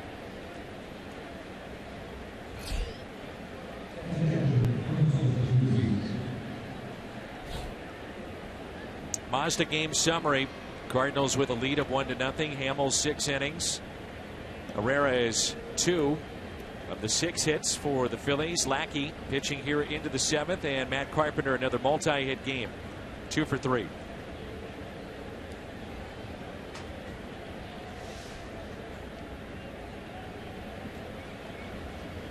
Here's Carlos Ruiz. You're not going to bunt in this situation, but it is a good time for a hit and run if the count is favorable to Ruiz. Got a good jump. There's your hit and run. Base hit into right field. Right on it, partner. So Ashe on his way to third. Runners at the corners, nobody out. Whenever in late innings the bunt is not an option, your next option is a hit and run. Ruiz got a fastball for a strike. Ashe almost giving it away, running too quickly. You could see Wong trying to get Cody to go for the decoy at second base, going down like the ball was hit to him, but Ashe had it tracked. No activity in the Phillies bullpen, so this becomes a very important bat here for Freddie Galvis with Cole Hamels on deck. You would assume that means he's hitting for himself. You think about it then, Lackey, you get Galvis, and then you have the pitcher spot coming up. Yeah. That's also a sign of how poor the Phillies offense is. You bet.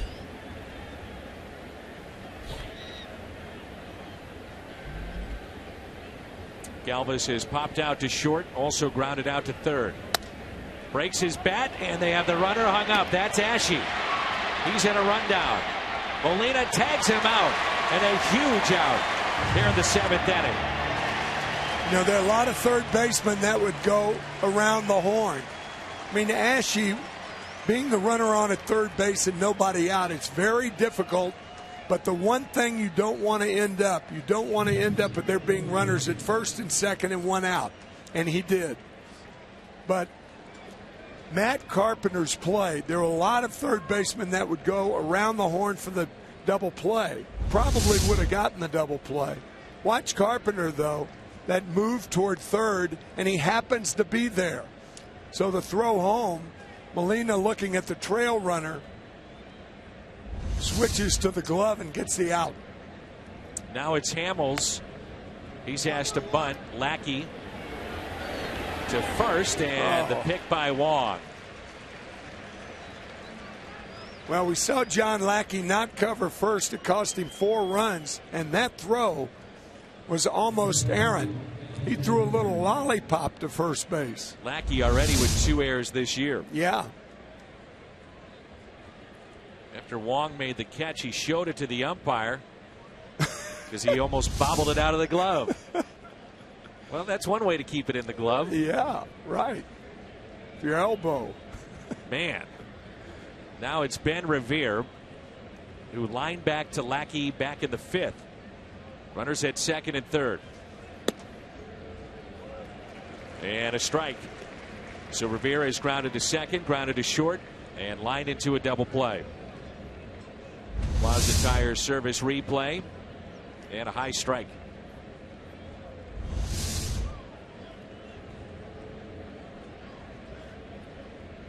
Here's the 0-1.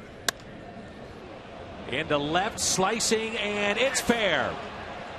Pops into the crowd, and 2 runs will score, and the Phillies are on top 2-1. Ben Revere with RBIs 5 and 6. Barely fair, maybe just on the line. Second double of the year. I think that ball did hit the line. Trying to tail. Nope. Clearly fair ball. So a ground rule double, 2-1 Phillies.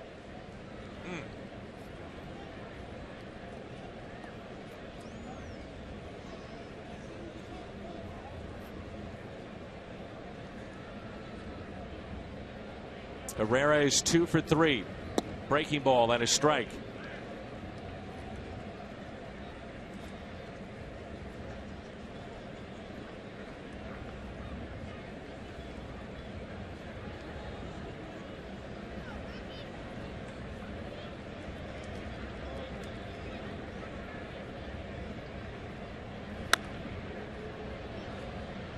Carpenter over, out of play.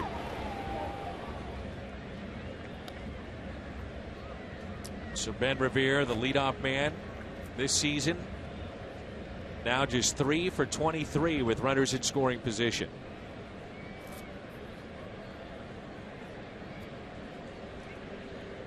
No balls and 2 strikes on Herrera, who was robbed by Carpenter, third, back in the 5th.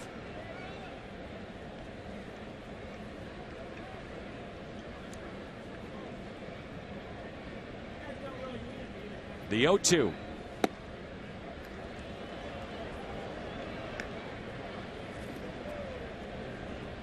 All 3 runs scored with 2 outs tonight. The Phillies with the worst runners in scoring position average in baseball, and the Cardinals 29th. It's almost a balk. John Lackey is coming very close to balking. What you're talking about is the pregnant Stopping. pause there. Yeah. Right.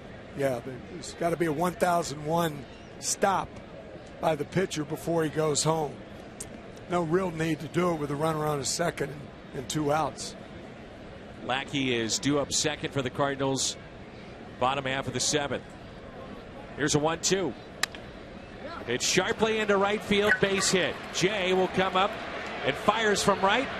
Offline, throw to second as the run scores, and they get Herrera. Great throw by Molina. Damage is done, though. So the Phillies played 3 here in the top of the 7th. And the damage done with 2 outs against Lackey.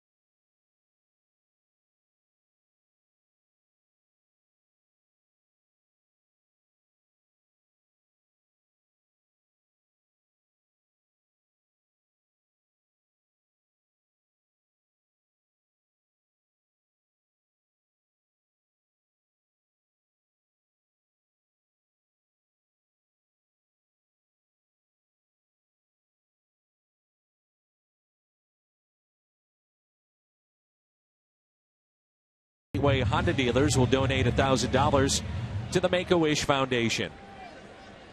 Phillies plate 3. And Hamels now pitching into the 7th as John Jay takes a ball low and away. Throw by Jay was just a little bit offline, and then you saw the strong throw by Yadier Molina. Tony Cruz has popped out to the on-deck circle. You don't, well, you rarely see Tony Cruz pinch hit, but you've got Cody Stanley, who's a backup catcher. Borgios is already in the game. The other would be Pete Cosmo, right? Right.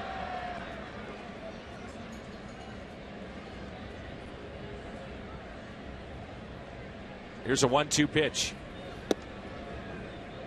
So the Cardinals will go to their bullpen. Cole Hamels has pitched into the 7th inning one time this year. No decision back on the 11th. Last 2 starts, he had gone 6 innings apiece.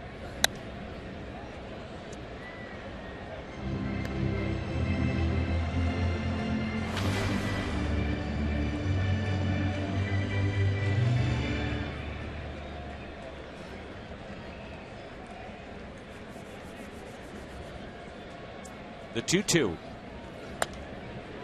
We'll do it again.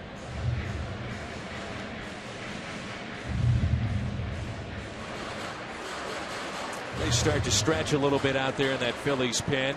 Pitch count now at 104 for Hamels. They've got some hard throwers out there. Oh, yeah.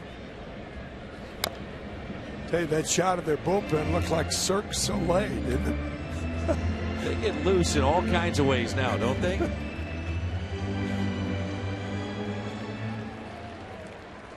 Jonathan Papelbon, their closer. They have Ken Giles, who's really good. There's a breaking ball, and that's really good. Froze John Jay. It's 9 strikeouts for Hamels. Take a look at the last out in the top of the 7th inning. Good play by Molina, but watch him thinking about making the swipe tag on Revere. The ball up the line. And the strong throw to second gets Herrera, who can run. So here's Tony Cruz. A couple of starts over the weekend for Tony, filling in for Yadier Molina. And the first pitch is taken for a ball.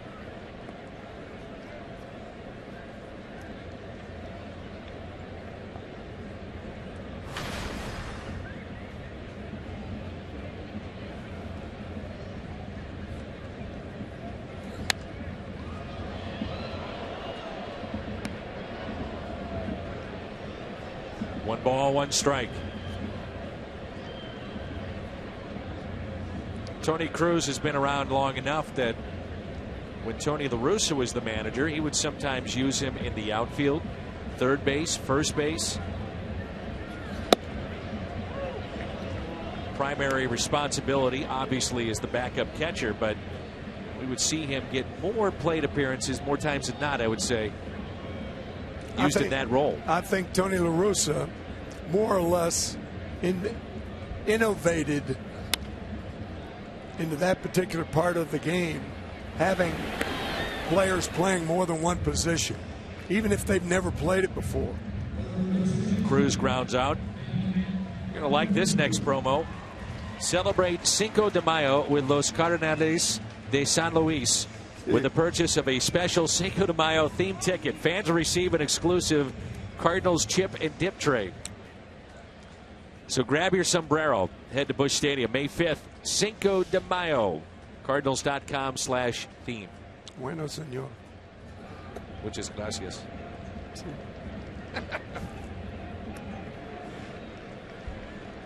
40,052 here tonight. 40052. So Lackey's night is through. 9 hits, gave up 3 runs, and only 82 pitches as Carpenter pulls it foul. Chris Maloney, longtime first base coach, former manager in the Cardinals minor league system.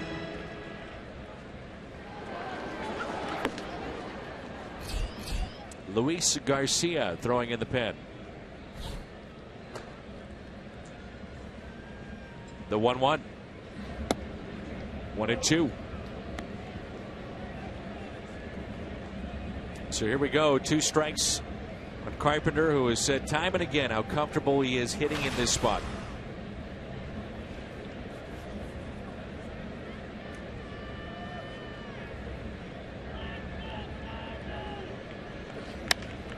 Reaches for it. Shallow center. And the catch made by Herrera sends us to the 8th. And the Phillies on top 3-1.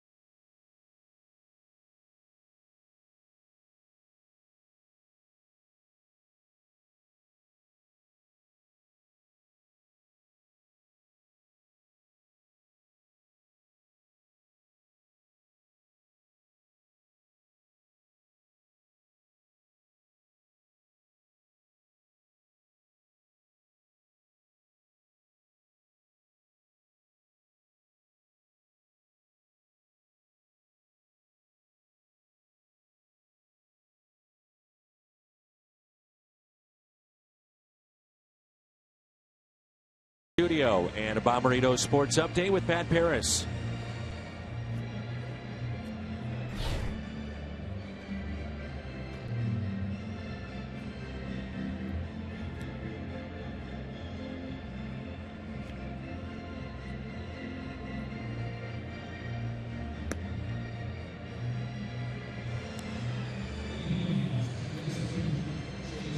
Chevy called to the pen. Kevin Segras, a left-hander, is in.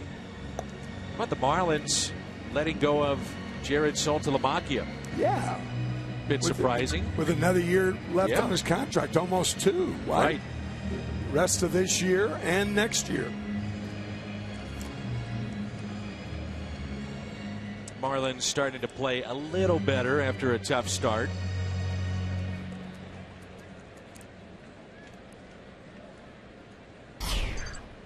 So Segrist into the game here in the top of the 8th in relief of John Lackey. Cardinals trailing 3-1. Utley, Francoeur, and Howard.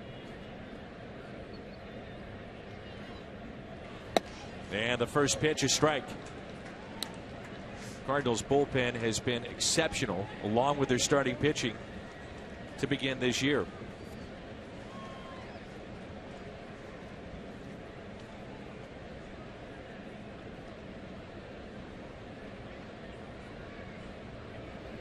Yesterday, a little bump in the road. Gave up 3 earned out of the bullpen, but the previous 10, there had been a total of 3 earned. The big part of this is Kevin Segrist, who's off to a good start.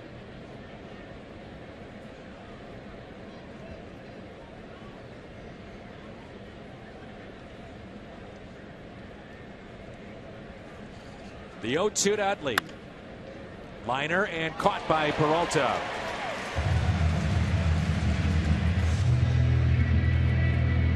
Limited time a year ago because of injury for Kevin Segrist. The Hyundai pitch arsenal. Look at what he threw last year, primarily fastballs. Mike Matheny telling us that he's really been impressed with his breaking ball this year, much sharper. In a sense, he's reinvented himself at a very young age. 2 years ago, unhittable. But he's a different pitcher this year. I think more of a pitcher than a thrower. That's how Mike referred to him too. Really? His point was that the velocity isn't quite to where it was a couple years ago. So, as you say, reinvent yourself. Francoeur, the fly ball into shallow left center field. Peter Borges is there for out number 2. FoxSportsMidwest.com, your home for Cardinals news all season long. Log on for features, columns, game previews, recaps, and the latest updates. It's all on FoxSportsMidwest.com. 2 quick outs, and it brings in Ryan Howard.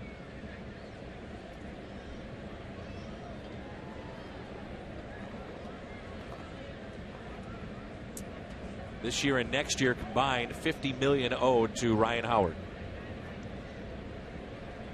It's enough, I'd say. Good gig if you can find it. And the money he's making now is because of what he did early in his career.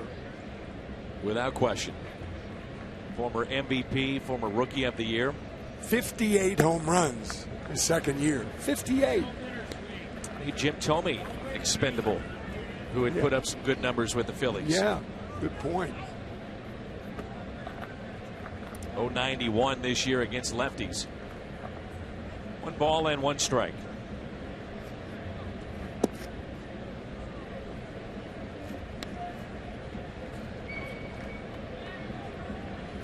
So many strikeouts in this lineup a year ago. If you included Marlon Byrd, Dominic Brown, Ryan Howard, a record-setting pace at one point. 2-2. John Mayberry Jr. Another one who's now with the Mets. He finished up last season with the Blue Jays and then signed with New York as a free agent. Here's a 2-2. Howard reaches for it and a base hit into center.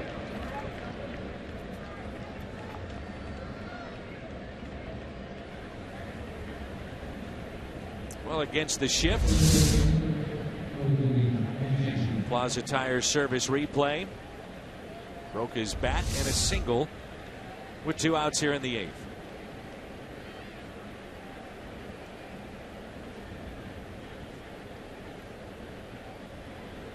Cody Ashe, a walk, a ground out, and a single back in the 7th inning.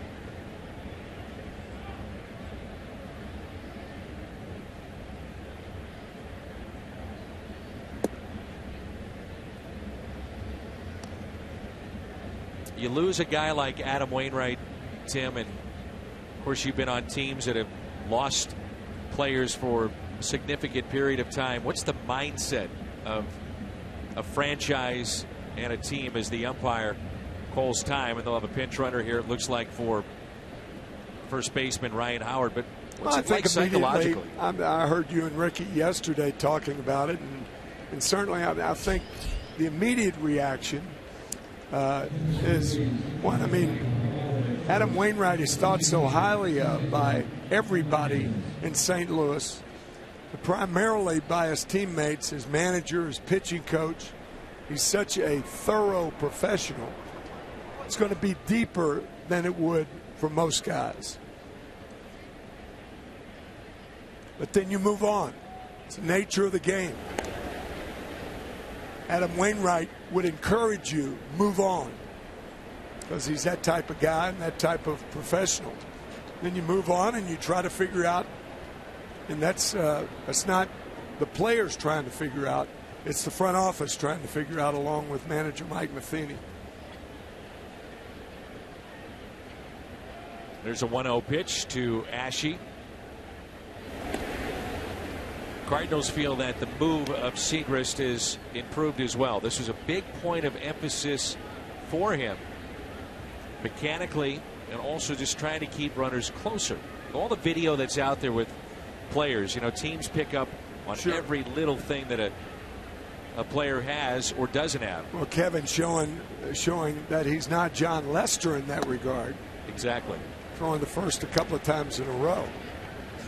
1 ball, 1 strike. Listen, from experience, we lose Bob Gibson in 1967 and Nelson Browse takes over. Didn't miss a beat. Losing Gibson, didn't miss a beat. We won going away. Gibson came back, beat the Red Sox 3 in the World Series. That's what you do in the game. And the players realize, hey, we love Waino. Get somebody else and run him out there. It's the nature of the game. It's not cruel. It's the way it is.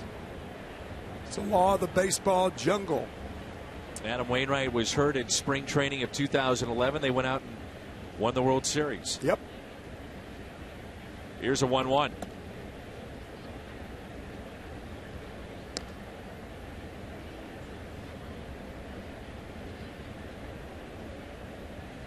Cardinals will have the heart of the lineup coming up. Peralta, Holiday, Adams.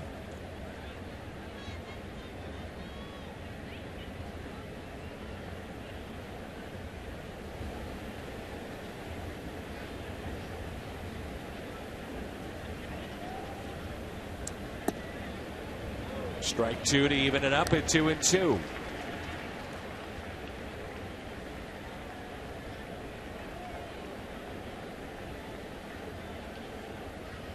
Cesar Hernandez, the runner at first base, pinch running for Howard.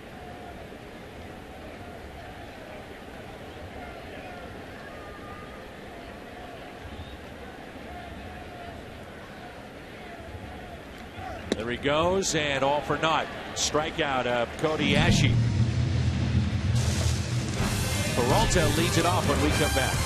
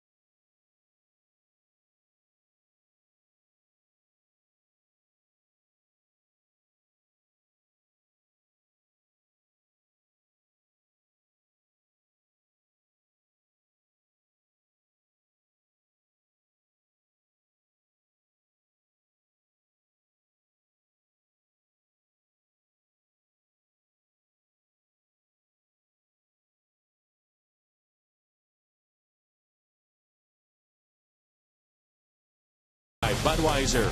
Still brewed the hard way, this Bud's for you.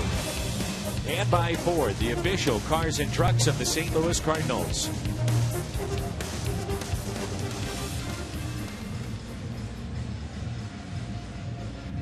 Hard-throwing Ken Giles is into the ball game. 0 ERA. He's given up 9 hits and 8 1/3. Walks have been up. That's been of concern. And the velocity, I say he's hard throwing. This is Darren Ruff, who takes over at first base. He's still throwing mid-90s, but here's a guy that a year ago was throwing 98, 99. A couple of weeks from the late part of August to September 13th, had a streak of retiring 25 consecutive batters. And for a guy out of the bullpen, that's exceptional. Cole Hamels, 7 innings tonight. 4 hits, 1 run, 9 strikeouts. Here's Johnny Peralta and the 1-0.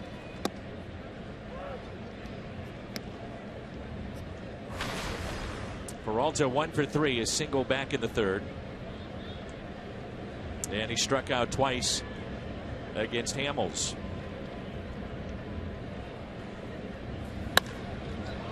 In the air out to center. Herrera is there.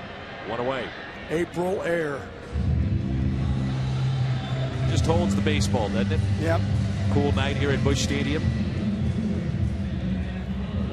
You talk to those around the Phillies, they're not overly concerned with the drop of velocity with Giles. It catches your attention, but he's used in the bullpen. That's the reason.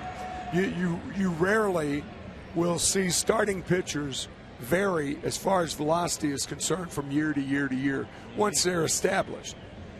95 to 97, he'll have that the next year too.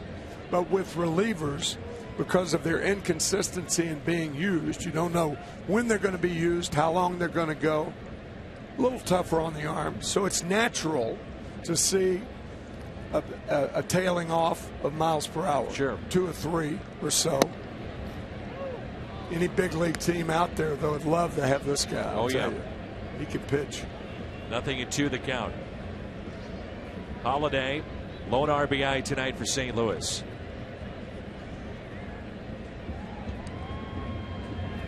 I mean, Tim, when he first arrived on the scene, it was eye-popping. Velocity, breaking ball. 2 guys. Woof. Diekman and Giles. Diekman, another one. Yeah. Diekman from the left side. Ken Giles from the right.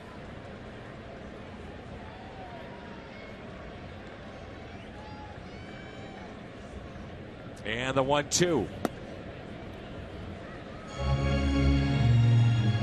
And Jonathan Papelbon still here. Some thought that he would have been moved, and you wonder about the interest in Papelbon league-wide.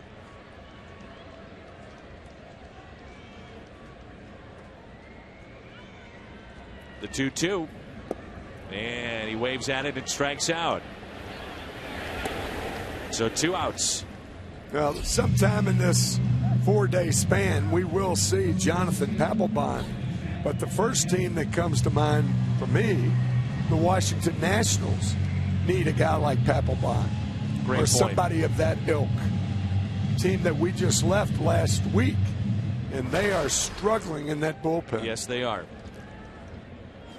Cardinals got to Drew Storen one night, who is their closer. Yep, tied it and won it later. There's Matt Adams.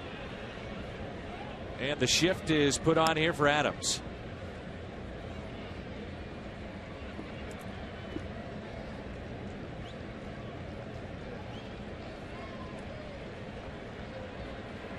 Jason Hayward has moved to the on-deck circle. Cardinals need base runners, trailing by 2. Out of play. No balls and 2 strikes. I'll tell you, Dan, it appears more than any other Cardinal hitter that Matt Adams is caught in between. Worst thing that can happen for a hitter. Late on the fastball, early on the breaking ball. Swinging at bad balls, get yourself in trouble. Ruiz sets up outside. Giles hits. His spot doesn't get the call.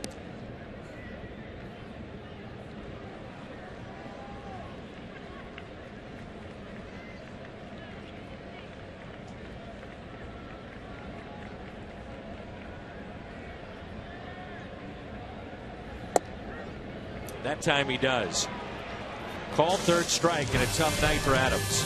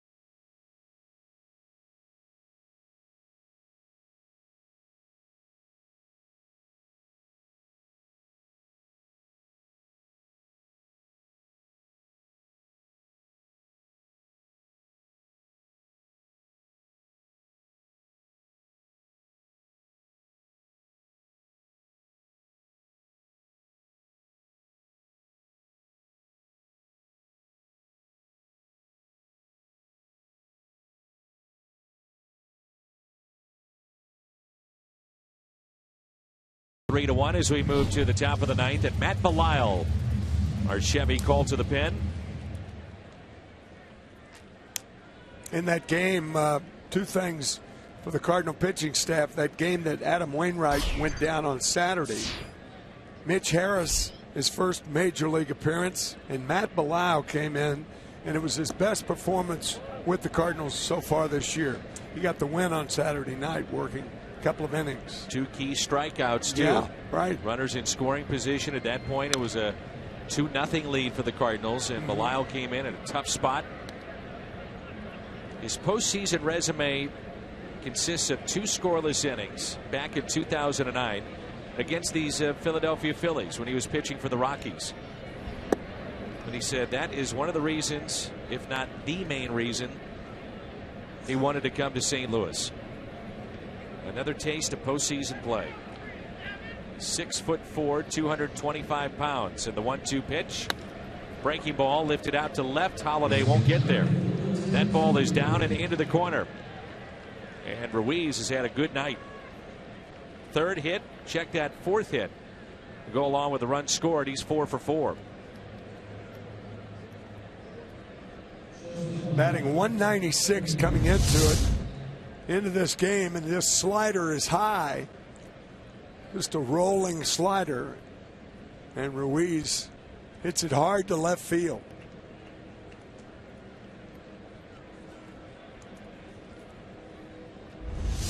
Leadoff double now, Freddie Galvis.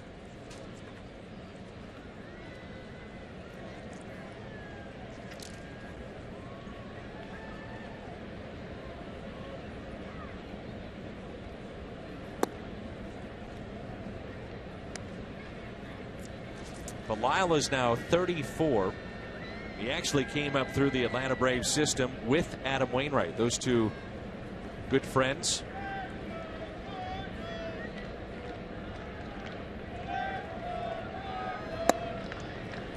And Adam's so well respected throughout baseball. I'm sure he's heard from all kinds of folks inside the game.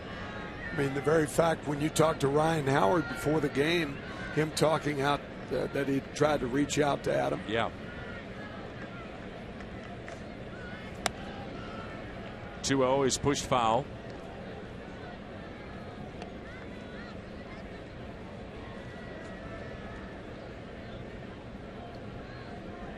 not too often a catcher has a 4-hit game. Normally you're so tired by the 3rd and 4th at bats. Lazy at bats, we used to call them. Bat dragging a little bit. Yeah. 3rd time against the Cardinals. Ruiz has had 4 hits in a game. Bunt is down. It's a beauty.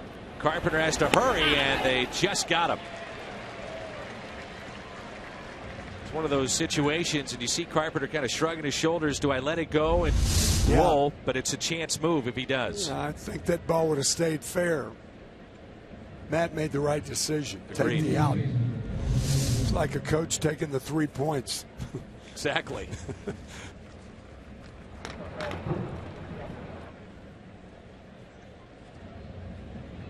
I would have lost a lot of games as a football coach, I can tell you that. Boys were going for it. There's Darren Ruff, who took over at first base for Ryan Howard. And he looks at ball 1. You would have gone for it, but like Pete Dye in the Super Bowl, you wouldn't have thrown that short pass, would you? Not with No, sir. Not with Lynch. No, sir. Not with Lynch as a runner. That one we pounded. Off the glove of Waugh. Run scores, and it's 4-1. That's the value of running on contact. Ruiz was going on any ground ball. You can do that when you have 2 outs. That ball caroming off the glove of Belial. But Carlos Ruiz was going all the way. On the ground, boom. Right foot. Good execution of the contact play by a guy who's not a fast runner. Take more chances when you're ahead.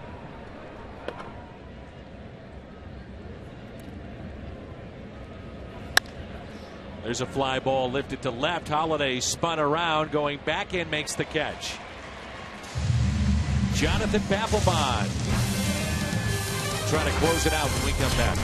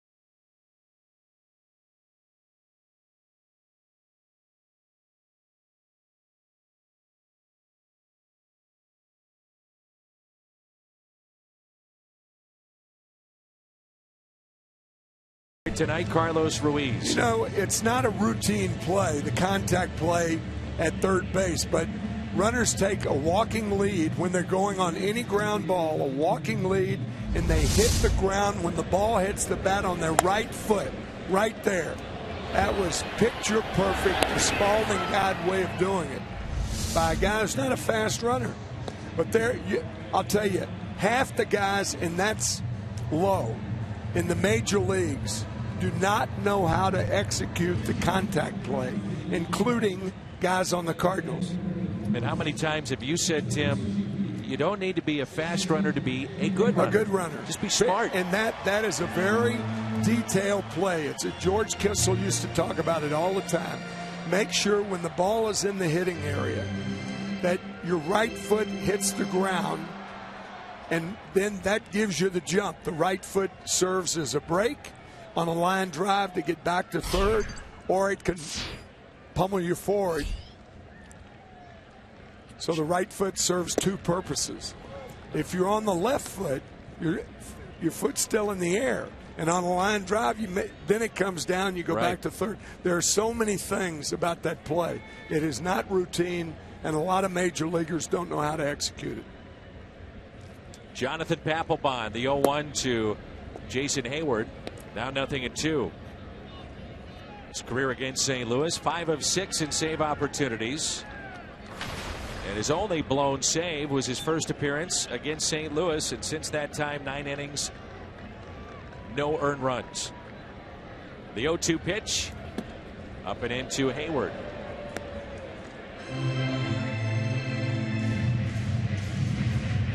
Papelbon came up with Boston back in 2005, closed out the World Series with the Red Sox, signed as a free agent with the Phillies, and now in year 4 with Philadelphia. The 1-2. He's had some big years, in particular with Boston. 1 year, 41 saves. Last year he had 39. Those around the Phillies have told us he's been a really good influence. And I'm being serious here with the young guys in that pen when it comes to baseball, and he's got a devastating splitter. This copyrighted telecast is presented by the authority of the Cardinals and may not be reproduced or retransmitted in any form. And the accounts and descriptions of this game may not be disseminated without the express written consent of the St. Louis Cardinals. I can understand how he's been good to the guys in the bullpen of the Phillies. He's a good guy, I think. But he has made some strange statements about the fans in Boston, Philadelphia. I guess the best way to put it, he has not endeared himself to those fans. No. Those are not smart comments.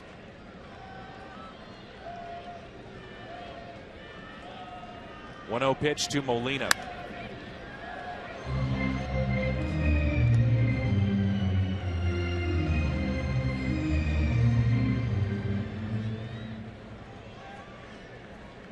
Does have a vesting option for next season.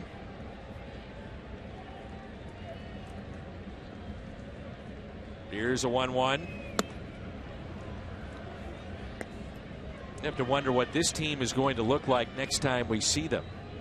I mean, Papelbon. Emaciated, perhaps. Yeah. You know, I mean, what can they do with Howard? Cole Hamels. Certainly Hamels.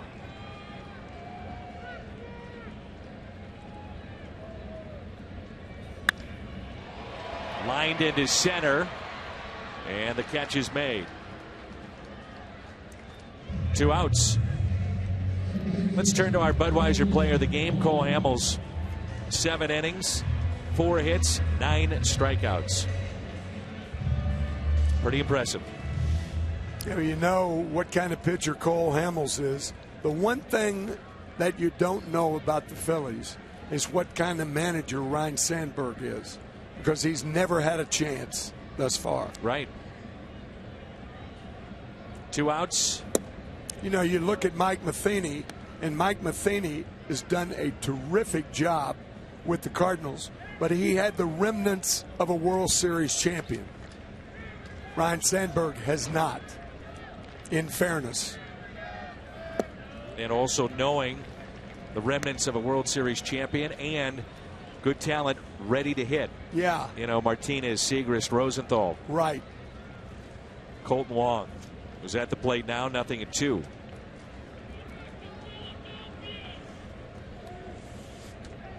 Here's the 0-2 pitch.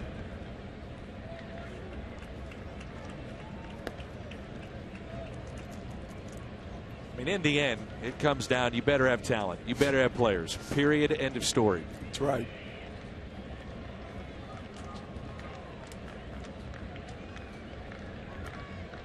The 1-2 to Colton Wong.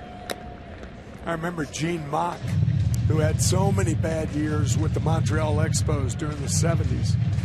I asked him, I'd retired by then, and we were friends. I played for him for a short period of time in 1972. And I called him and I said, "Are you going to take the Angel job?" He said, "It better be the Angels because I'm no longer managing a team that can't play." It's a blunt assessment of his situation. And the absolute truth. Yeah. A double for Wong, and now that run scored in the top of the ninth looms large instead of having the tying run at the plate. So Colton extends the game. Slider just inside the line at first base. Rupp diving for it. Can't get to it. Yeah, Ryan Sandberg spent 4 years in the minor leagues managing in the Cubs organization. Never got a shot. Right. And I thought he'd get that job, too. I think everybody in baseball did. You know, especially with what they knew, what they had coming, which was a poor team. So grow with him as he grows in the job, and you needed a... He had managed in the minors, as you said, right? Hall of Famer, a reason to come to the ballpark. Right. Many, many reasons for him to be signed by the Cubs as opposed to being let go by the Cubs. Sure. Had a nice conversation with Rhino before the game. Cody Stanley is on deck. Said he used to love coming to St. Louis. Said it always seemed to be a weekend game with the Cubs and Cardinals. Great atmosphere. Said I loved it. As Jay hits it foul. I mean, when the manager of the Cardinals says that you're the greatest player in the history of the game, as Whitey Herzog did back in 1984 after Sandberg tied the game with a home run and won the game in the 11th with a home run, both off Bruce Sutter, I believe. That's correct. Right? It was June 23rd, of all things, his number. Number 23, 1984. Same number as Michael Jordan. That's right. And now Jay is hit by the pitch, and the tying run comes to the plate. John Jay led the majors last year in being hit by the pitch, and sometimes you just get mad when you're hit. Doesn't matter the circumstances. John realizes that Papelbon was not intending to do this, but he just slams the bat down after being hit.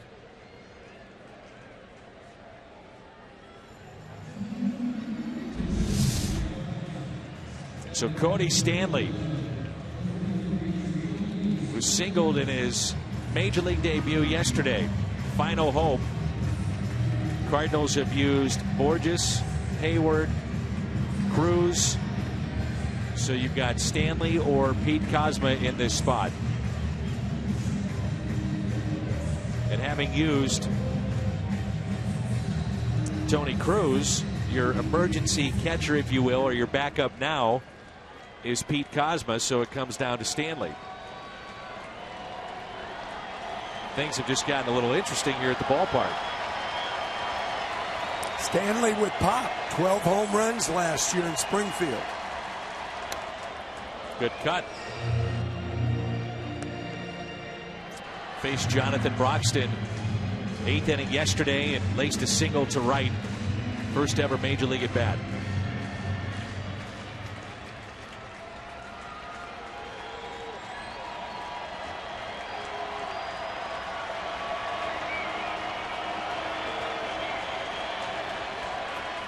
The 0-1. Now 0-2.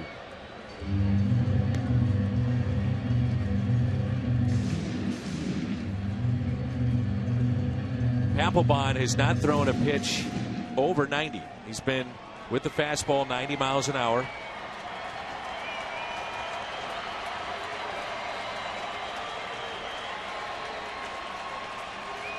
Trying to finish off game 1 of the series. Stanley strikes out, throw to first, and this game comes to a close. 4-1 the final. The Phillies take game 1 of this 4-game series as Hamels picks up the victory. Big night for Ruiz, a 4-hit night, and a disappointing evening at the ballpark for 40,000 plus here at Busch Stadium. And for the most part, the Phillies needed that 2-out hit, and they got it from Ben Revere in the 7th inning. Huge. against John Lackey. They added 2 more. Cole Hamels pitching in St. Louis. 9 strikeouts and picking up the win. Post-game show comes your way next.